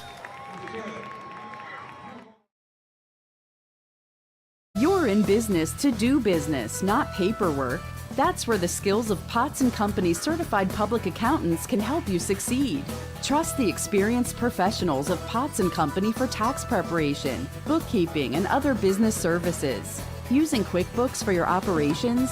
They're QuickBooks experts. The Potts & Company team can help you establish, organize, and optimize your QuickBooks for utmost effectiveness. Visit pottscpa.com to learn more. Hang on. Okay. All right, welcome back. It is 33-14 after that touchdown to Jace White. We got the first break, but we're gave it right back to him. 33-14 is the score. Ubick will have this teed up. JT, Ezra, and Isaac will be deep. There's the kick, and it will go to JT at the 8. JT at the 20, bounces outside, now back up the middle, makes a man miss, and here he goes. He's at the 40, midfield. He's going to hit the burners. Can he get past the last guy? No, they'll take him down at the 23. Great run back from JT, and we wanted to see that speed, but they had the angle on him. Let's go to the opposing field on the opposite side with Sabrina and her family. This is Ezra's mom. Let's see if we can get her on camera since we don't have our sideline camera here today. We'll see if we can get to her. Where is she? Sabrina, can you hear me? Are you there? We're here, bud. All right. So we gave that touchdown back to them, got back within 2 scores, and here we are with a great run back at the 21 or 22-yard line. So we get a little excitement in the stands over there for the Grizzlies. Yeah, we got you excited. Our McLean wants to throw. He looks incomplete, almost caught by Rayshawn Clark, and DB for North Little Rock had his hands on it too. That's going to bring up a 2nd down and 10. From the 22-yard line, Bears need to get a touchdown out of this. Yeah, we need a touchdown. Yes, we need a touchdown. We need a touchdown. We need 3 touchdowns. Now we need number 3 to get the touchdown. All right, number 3 is in the slot on the short side of the field, trips to the wide side. McLean goes empty. Give him the ball. McLean pulls up. Now he throws. Complete. Complete to Ezra at the 15-yard line. That's going to bring up a 3rd down and 3. 4 minutes and 2 seconds left in the third quarter. Big down here for the Bears.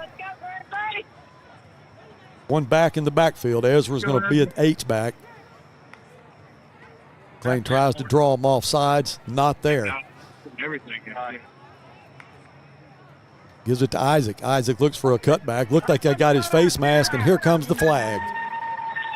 So he got the first down, but they grabbed his face mask as he crossed the line of scrimmage. So they'll mark that one off.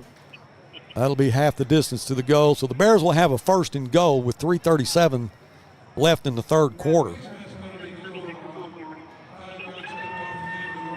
All this was set up by a great run back by J.T. Thomas, a freshman wide receiver.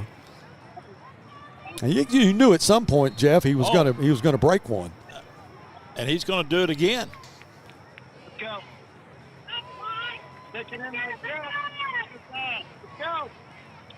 That's an urgency. Let's go. All right, 1st and goal from the 8-yard line. Got to score. Come on, Grizzly. You got to do it fast. Go. He'll send a man in motion. That's Cam. He'll look back to Cam. Cam needs to make a man miss. He can't do it. Not enough time. He was there all the way back to the 15-yard line. I like the idea, but they snuffed it out. 2nd and goal. We got a good spot. It's at the 13-yard line. Isaac in the backfield with McLean. Twins to the right. Ezra cuts across the middle, makes the catch. Ezra still on his feet. He'll drag him all the way to the 7-yard line. So it'll be 3rd and goal. Ezra on a slant route. Concentrated, made the catch.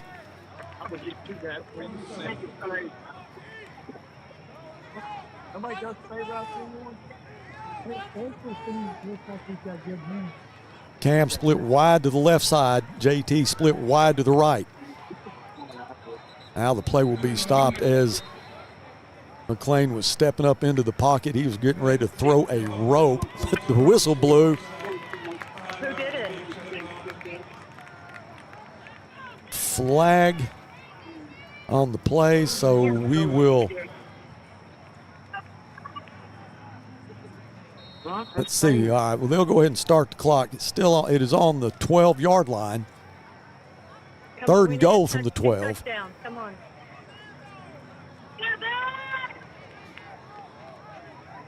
Let's go, Grizzly! Isaac goes in motion.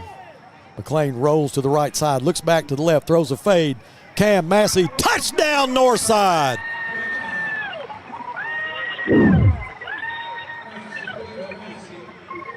So Cam on an out route. McLean drops it, went empty, dropped back. Sent Isaac in motion, dropped back and found Cam Massey in the corner of the end zone, stays in bounds. It's 33-20 now, as Jalen Chavez will come on to try to make it 33-21. Still a minute 43 left in the third. Low snap, but McLean puts it on the tee. It's good. Great job by McLean Moody just to give us a shot there. Minute 43 left in the third, 33-21. Stay with us. We'll be right back. This is Northside head football coach Felix Curry. I call 782-8940. That's 782-8940. Hi, this is Ricky Smith, head basketball coach for the Northside Lady Bears. I dial 782-8940. That's 782-8940. Football in fall, what a great time of the year. It's also a great time to take advantage of York factory rebates on high-efficiency HVAC products. Give us a call at 782-8940. That's 782-8940.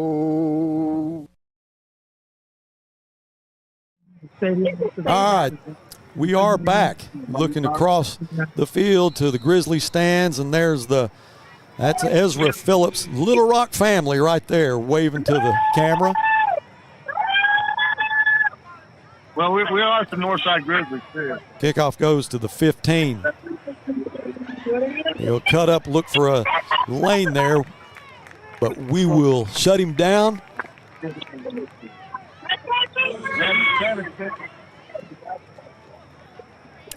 Darion McGrew again on the tackle. He didn't tell that. First no butter, but the Northside Grizzly alumni. What's up with that? I think he knows. The Wildcats have it at the 37. Braden, who has gone all night at quarterback, will line up in the pistol. Harris will be behind him. Twins into the short side. Fakes to Harris, throws it complete right over the middle. Cross midfield to the 40, check that, the 42-yard line. A little extra going on at the end of that play. I was just going to say the Grizzlies need to get a stop here on defense, and they come up with that right there. That's, man. Yeah, Malachi Warren's helmet came off, and they had to get him to the sideline.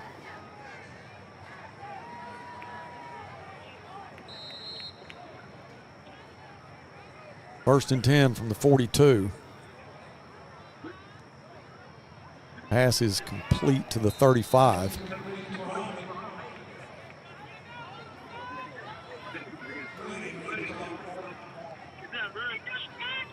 Zion Bishop there to make the stop. Pickup of 7, second down and 3.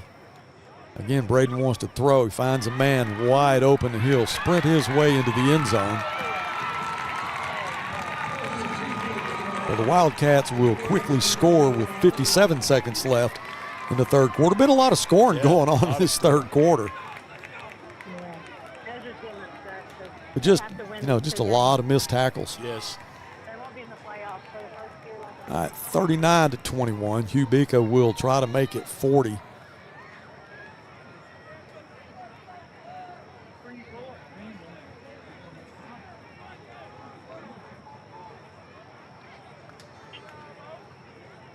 Snap is down. The kick is good. 40-21. Still 57 seconds left in the third. Stay with us. We'll be back right after.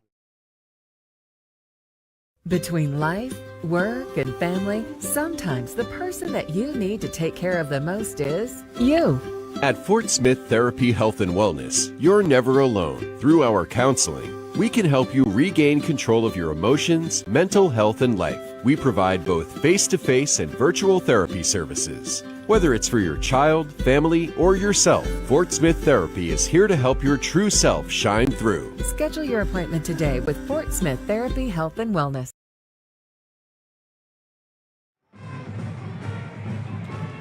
(40-21). Trading touchdowns here.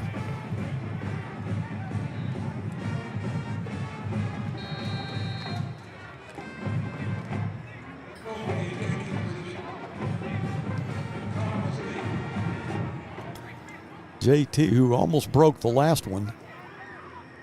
This one will hit the turf, and he'll short hop it at the 15. You watch that young man, you know, we talk about his speed a lot, but he's got a lot of good shoulder movement too. No, he's tough too he's for a freshman. Thrown to the turf, and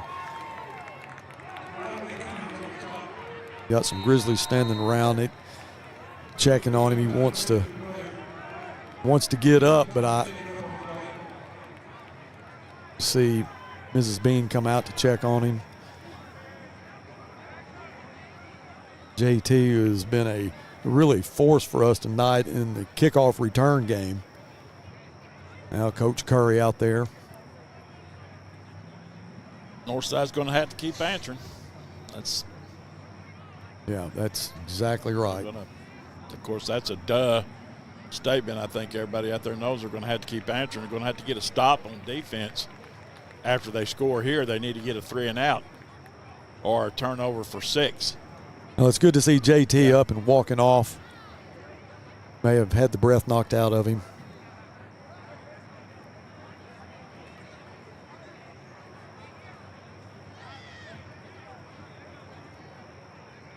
I think you're right on that, getting the wind knocked out of him. He's not limping. He's not holding his arm. He's not dropping his shoulder or anything.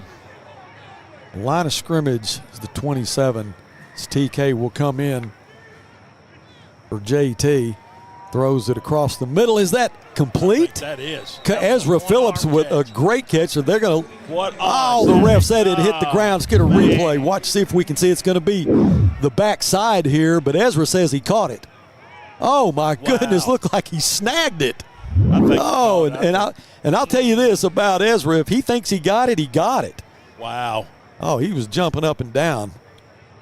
Referee said it hit the ground, so it'll be 2nd down and 10.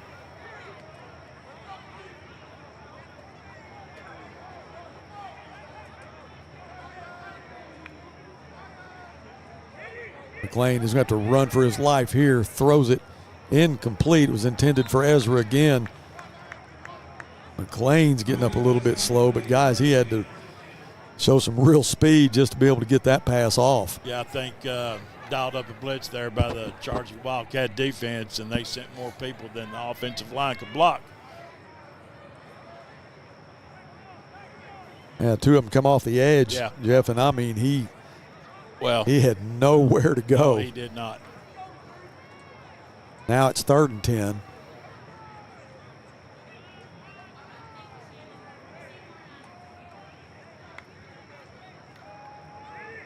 McLean on the run again. He's going to throw deep. That's intended for Clark. Over his head. Just a couple yards over his head, but that'll bring up a 4th down, so Elijah Rogers will have to come in and punt it away. But we have a charging Wildcat that is down at about the 17-yard line. So we're going to go to a commercial break and come back for the Grizzly punt after this.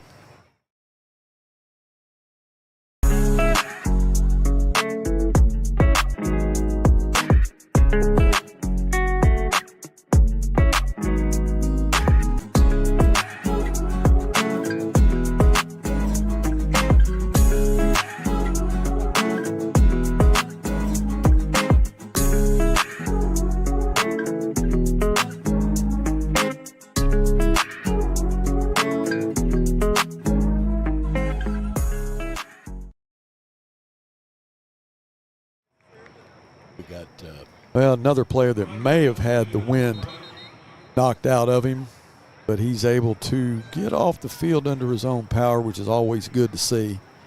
Violent sport these guys play. Oh, I'll guarantee you.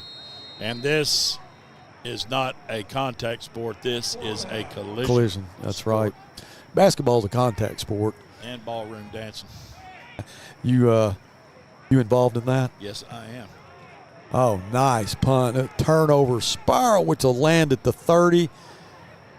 It'll back up about 6 inches from the hole. Be an easy birdie putt there to put him at 1 under for the day.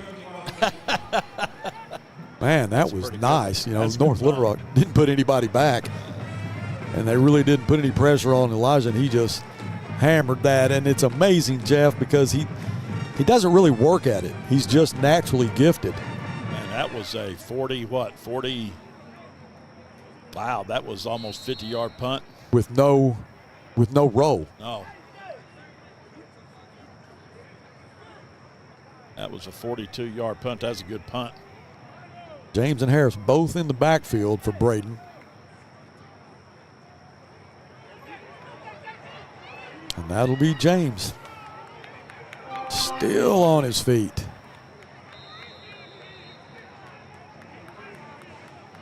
Eric Brewer there to make the stop along with Bijou. Again, it's so good to see Eric Brewer back on the field. Didn't know that he'd be back for the season, and he's going to be able to get, hopefully, 3 games. This one, Cabot, and then Little Rock Southwest. That's going to end the 3rd quarter. We'll take a break and come back with some 3rd quarter stats if we've got them. So stay with us.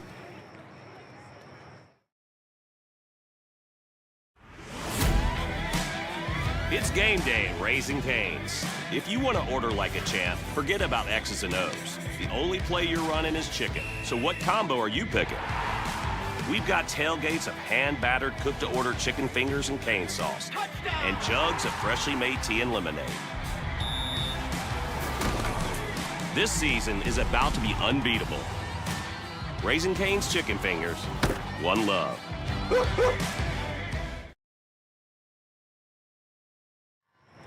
All right, welcome back to North Little Rock. It's time for some third quarter stats. And there you can see everything is still relatively pretty close, pretty even. It's just those dadgum turnovers and that kickoff return. You take those two scores away, that's 12 points off the board. It's 28-21 instead of 40-21. So that's their difference. Kickoff return and an interception return for a touchdown. 1st and 10 from the 49. Malachi Warren with a solid tackle there.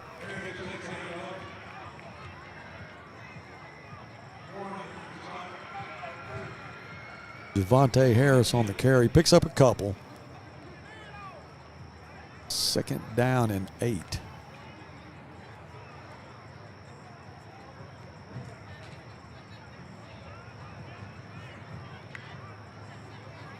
Braden feels the heat but throws the screen. Good job right there. Bijou almost makes the tackle. His buddy Abram Dotson there does make the tackle. Bijou slowed him up.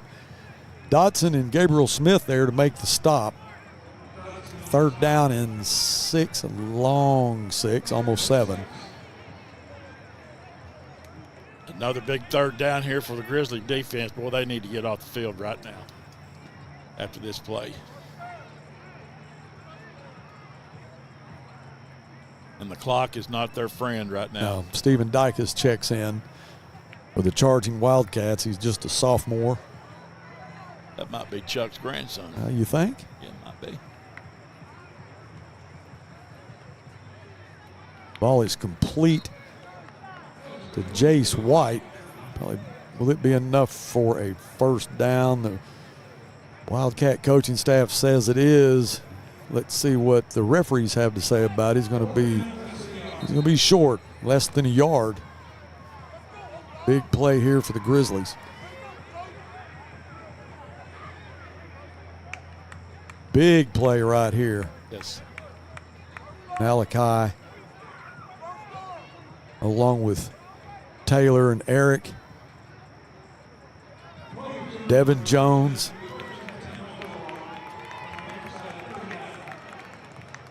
Gabriel Smith. That's your linemen and your linebackers.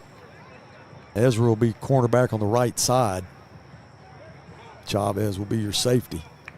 Big play here. He wants to throw, and it will be complete for a touchdown.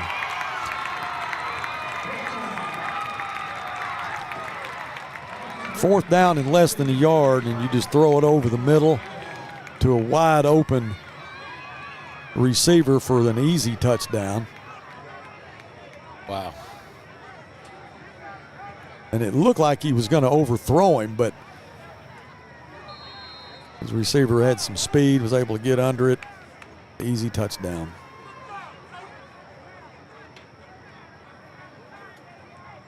That was Jace White. Jace just a junior. These guys got a lot of young players. That extra point could have been 5 yards further. It wouldn't have gone, but he makes it 47-21. 10:20 left in the ball game. We'll be right back. REP is your trusted source when it's time for you to sell your business or if you are looking to acquire one. We offer a variety of services that help prepare your business for sale, and we also counsel and advise you every step of the way. We take pride in our experience, market knowledge, and integrity. You can be assured your business is in the right hands. Resolution Equity Partners, partnering with you now, preparing for the future.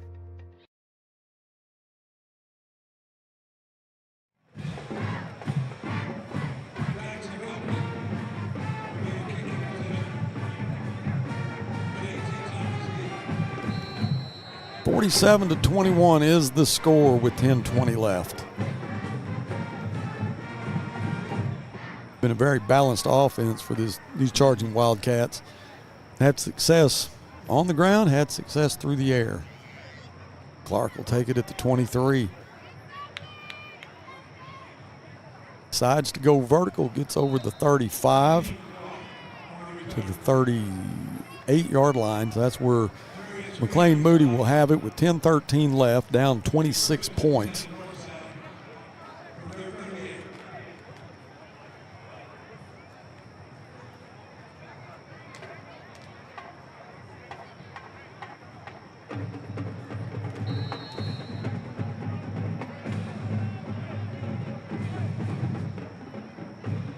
Empty backfield for McLean. Throws it complete.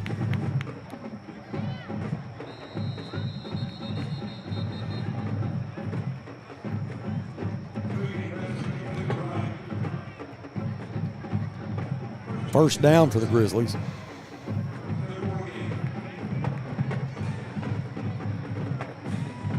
McLean will go tempo, hands it off to Isaac. Isaac with a little shake move at the line of scrimmage, gets over the midfield stripe to the 49.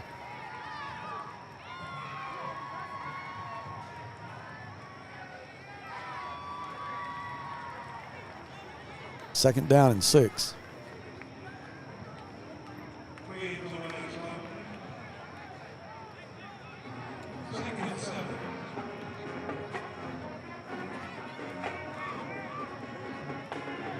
McLean's going to have to run for his life, and he is slung down by the neck. Wow, and McLean's going to the ref saying, come on, did you see that? Now here comes the flag. Yeah, that's going to be a horse collar. That's what I thought. And McLean got up, went straight to the referee and said, hey, brother, you got me around the neck, threw me down. Come on. All right, so the Bears will get 15 out of it. And McLean's like, really? Okay, I appreciate that, but it took the referee who was the furthest away from it to see it.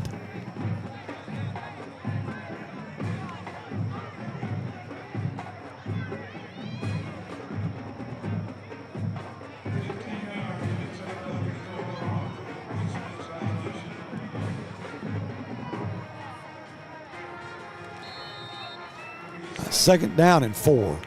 McLean again goes empty. Pulls up, throws quick, incomplete. He was all over his back. Golly, I think that was intended for Clark.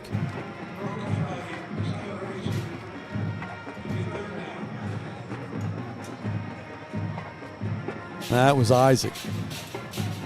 Pass was intended for Isaac Wright. DB was all over his back.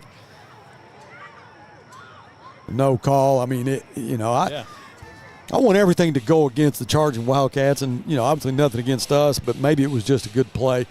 Looked like he was on his back. Pulls up.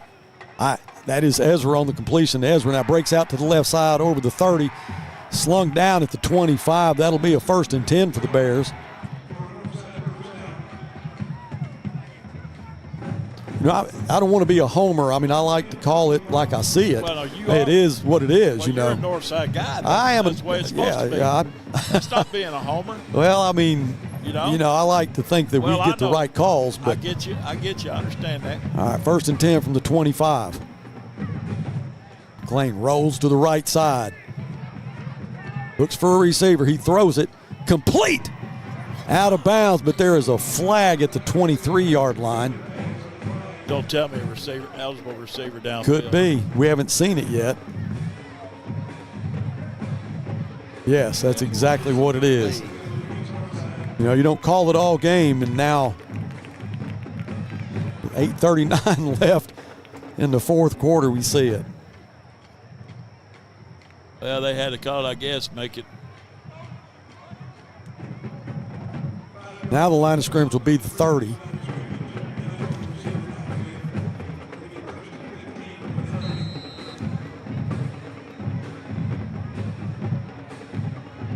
First and 15.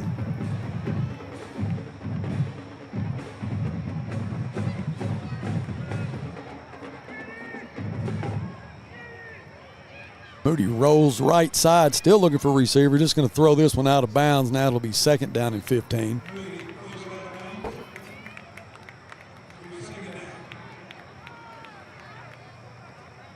He had to scramble there, but that was still a good job by the Northside offensive line. Gave him 3 or 4 seconds there to throw the ball. Then He couldn't find anybody open, and the blocking broke down a little bit there, but not really broke down, but they did a good job. He had to scramble, but they still did a good job on that. Good job just getting rid of it. Yes. Trips into the boundary. McLean looks to the right side. Incomplete. Another good play by a DB from the charging Wildcats. That'll bring up a 3rd and 15. Intended for JT, and JT, you know, it hung up there for a little bit. Just a good play by the charging Wildcat DB. Now, one thing the Grizzlies have done tonight, a lot of these 3rd and longs they've converted. Yes, they have. We hadn't seen that a lot this year, but tonight we've been pretty successful at it. We had more first downs than the Wildcats, the 3rd quarter stats.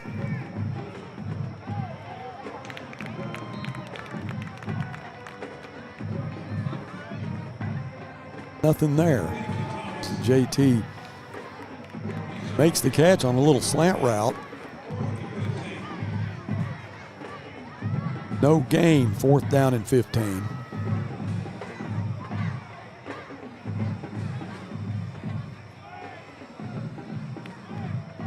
Well, it's obvious North Little Rock's secondary is not going to give Northside anything deep. Now we're using a lot of clock here. It's down to 6 seconds. McLean's going to have to get the snap like right now, and he does. Throws it incomplete, intended for Cam Massey, was a little bit behind him. Turnover on downs.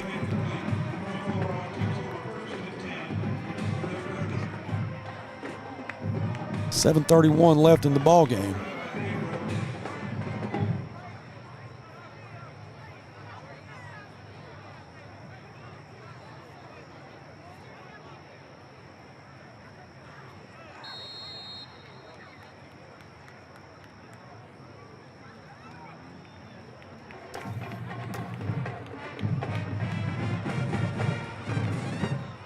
Dodson, your cornerback on the left side. Cam Massey on the right. Chavez is your safety as they'll keep it on the ground.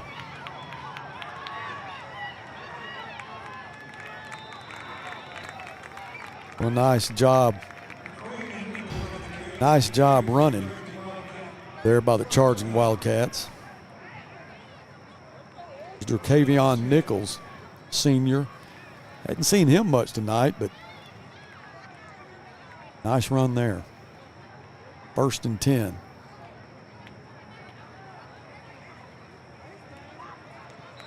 That was a nice tackle, but we're going to get a face mask.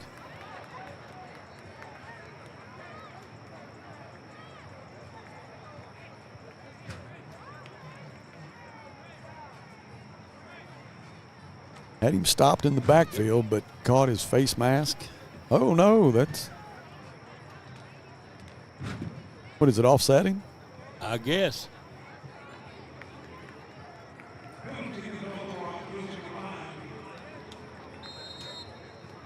.7:02 left. It will be 2nd down and 12. Well, North Little Rock just work as much clock as they possibly can. Yeah. And when you least expect it, they'll throw one over the middle like they did on that 4th and a football. But they have a 2nd and 12 here, clock down to 2.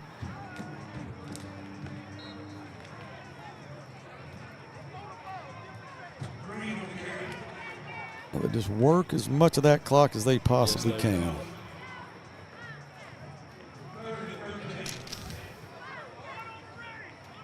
Corey Marshall, your quarterback now, he's a sophomore.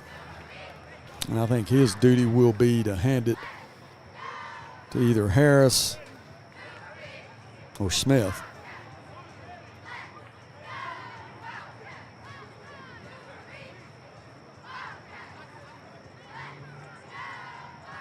Oh, he's going to throw, but he'll feel the heat, tuck it and run over midfield to the 48-yard line.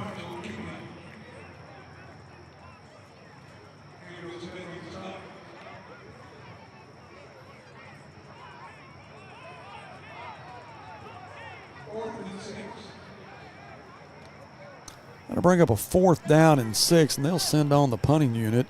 Abram Dodson's looking to the sideline. You want me to go deep for it? You want Cam to go deep, or we're just going to let him kick it? Now they'll drop Dodson back. He'll be at his own 19-yard line. An end over end that hits and takes a big North Little Rock bounce and all the way down to the 6-yard line. 5:01 left, down 26 points. We'll have to go 94 yards, and we need to go in a hurry. Yes, like in one play. Hurry, hurry. Can we do it in one play? It's like Houston Nutt said to Matt Jones, hurry, hurry, hurry. Coach, I am. And he could. He could. I guarantee you. A sense of urgency, Matt. Coach, I got this. I had a kid like that once say, Coach, I got this, I got this. And not only did he have it for him, he had it for the other 10 people on the field.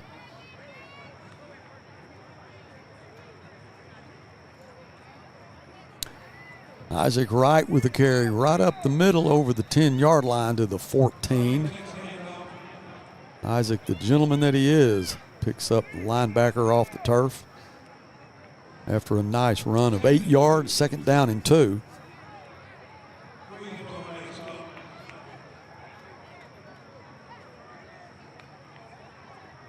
Isaac gets it again. First down over the 20 to the 21.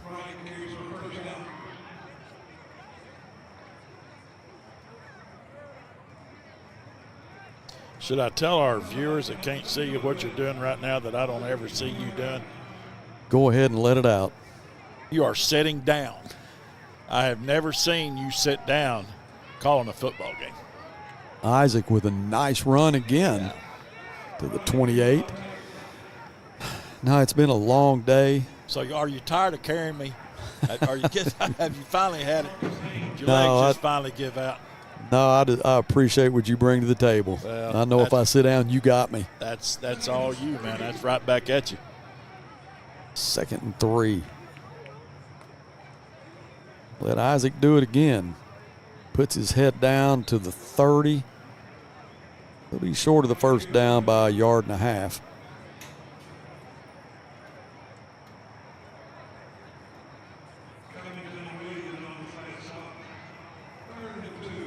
Be nice to have a nice, cold, Yeah, I hear you. iced tea right here. Yes, sir. At least. Isaac, can he get the first? Boy, he's going to be a yard short. That'll bring up a 4th.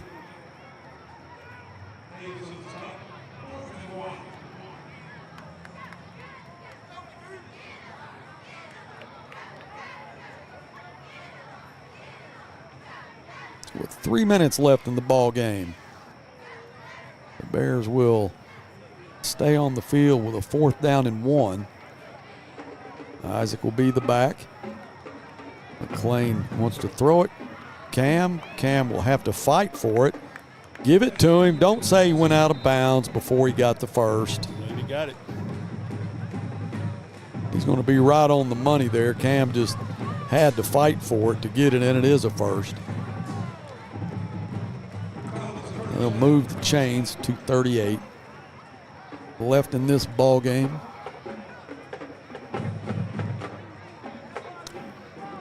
Next Friday is senior night. Bears will play Cabot at home.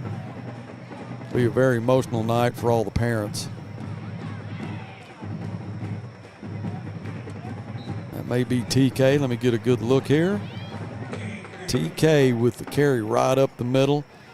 TK's play wide receiver, he can play H-back, he can be a running back. He's a very talented young man. Now McClain will go empty with 2:14 left. 2nd and 5, complete. That's Isaac Wright on the reception.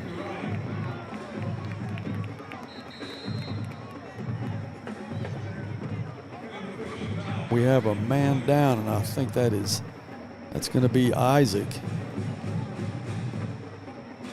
Coach Curry hurries out along with Kristen Bean.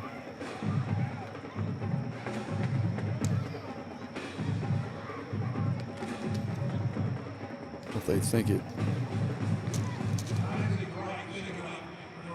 might be a cramp, or he may have had the air knocked out of him too, but they're going to get him up and let him walk off the field. Good to see that. Isaac is a workhorse,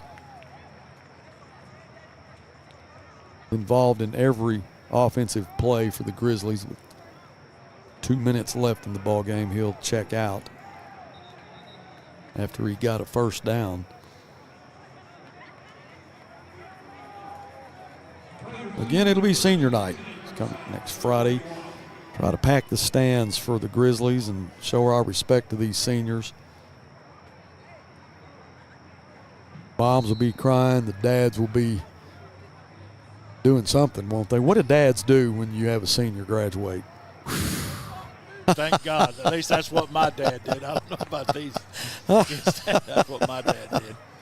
Oh, I love it.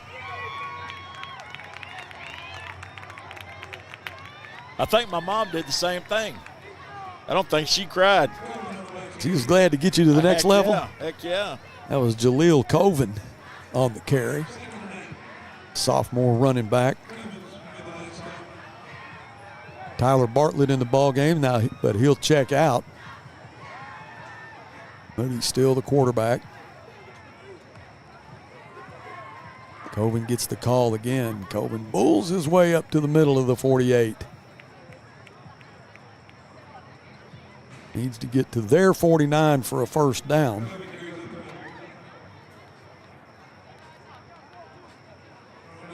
Third and 3.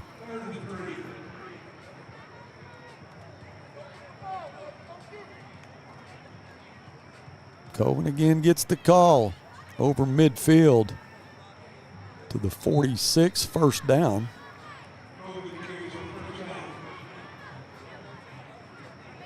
Brooks Letting in the ball game for the Bears, and Coven he'll go to the sideline. We'll bring another running back in. That'll be TK.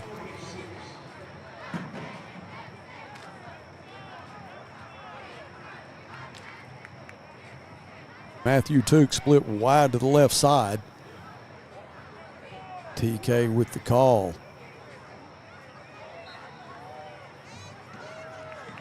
And the clock ticks. So the Bears will lose this one. We will go 1-7. 2 more games left in the regular season.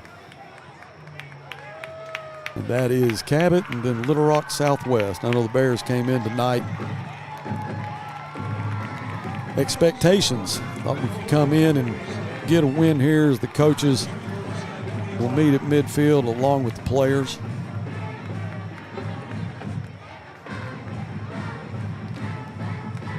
Take a quick break. We'll come back with some stats and some post-game wrap-up, and then we're going to hit the road back. Head east. Head west. I may head east. You head west. Okay. We'll head west back to Fort Smith. Stay with us. We'll be right back. Consumer notice. Interest rates are at a 22-year high. To gauge the demand for lower rates, or Chevrolet of Fort Smith is holding a great percent event. 1.9% financing for 60 months on select models is in effect. New 2023 Silverado 1500, new 2023 Equinox, new 2023 Trailblazers. 1.9% financing. Plus, get over $3,000 in or extra value. Or Chevrolet of Fort Smith. You always get more at Or. Stop by Midas today to buy 3 tires and get the 4th free, so you can embrace every season, every climate, and every road with confidence. Roll into Midas for big savings on a new set of tires. Request your tire appointment today at Midas.com.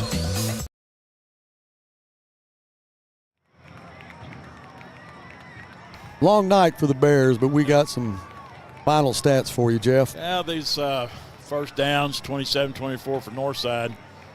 Passing yards, Northside got them by 70 or 81 yards, but the rushing yards are the big difference again. for the Grizzlies. They were unable to run the ball, not only 67 yards on the ground to 175. For the Wildcats, the total yards 378 to, that's going to be 351 for the Grizzlies. Time of possession, I'm sure, was pretty close to even tonight. Penalties were 5 yards difference there, same number of penalties, 5 yards different. But the big thing right here is the 2 turnovers and being unable to run the ball. You got to be able to run the ball if you want your offense to be effective. Every coach knows that. Everybody out there knows that. You need to have a balanced attack.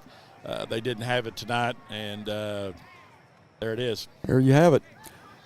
Well, we've had a beautiful night to play football. We sure did. And just would like to have come here, gotten a win, and gone back and get ready for senior night, but it wasn't to be. Jeff, I appreciate you, what you bring to the table. Double duty tonight, brother. I appreciate you. Color and stats. Yeah, I missed Coach Little and Coach Fleur tonight. That's they make it a lot easier and a lot more fun. Well, they'll be back next week, and we're looking forward to being back at Mayo Thompson. But I also want to say thank you to Brandon, who really had a different role tonight. Normally he's on the field, but he was on a fixed camera tonight in the hall of the school at North Little Rock, and on a table that he had to balance on to get those good views. And also Hannah to my left, who's been on her feet all night long. And I want to say happy birthday to her tomorrow. She will be 20 what? 23. 23, oh, no my way. goodness. That is Dylan, our producer's wife. Happy birthday to you tomorrow. And Dylan, thank you again. He had some technical difficulties. Hey, it's not hard enough. You just put us in a hall and get behind some fixed glass and trying to find a crowd mic and get some cable long enough to do it. But he had a capture card go down and was having to do all kinds of stuff, rebooting the computer and everything. But, again, he does what he does. Man. And it's like he does it with 2 minutes left in the fourth with no timeout. So we appreciate the way he operates under pressure. But that will wrap it up from North Little Rock. It has not gone our way tonight, but we'll be back in business Tuesday night at the Coach's Show at La Huerta at 6 o'clock. $1 tacos. Come watch it. Enjoy it. It's a lot of fun. So tonight was not our night, but we're going to drive home, and we hope that everybody that is here tonight, all the fans that came to watch, Northside fans, have a safe trip back to Fort Smith. Be safe. Be prosperous. Jeff? Go Bears.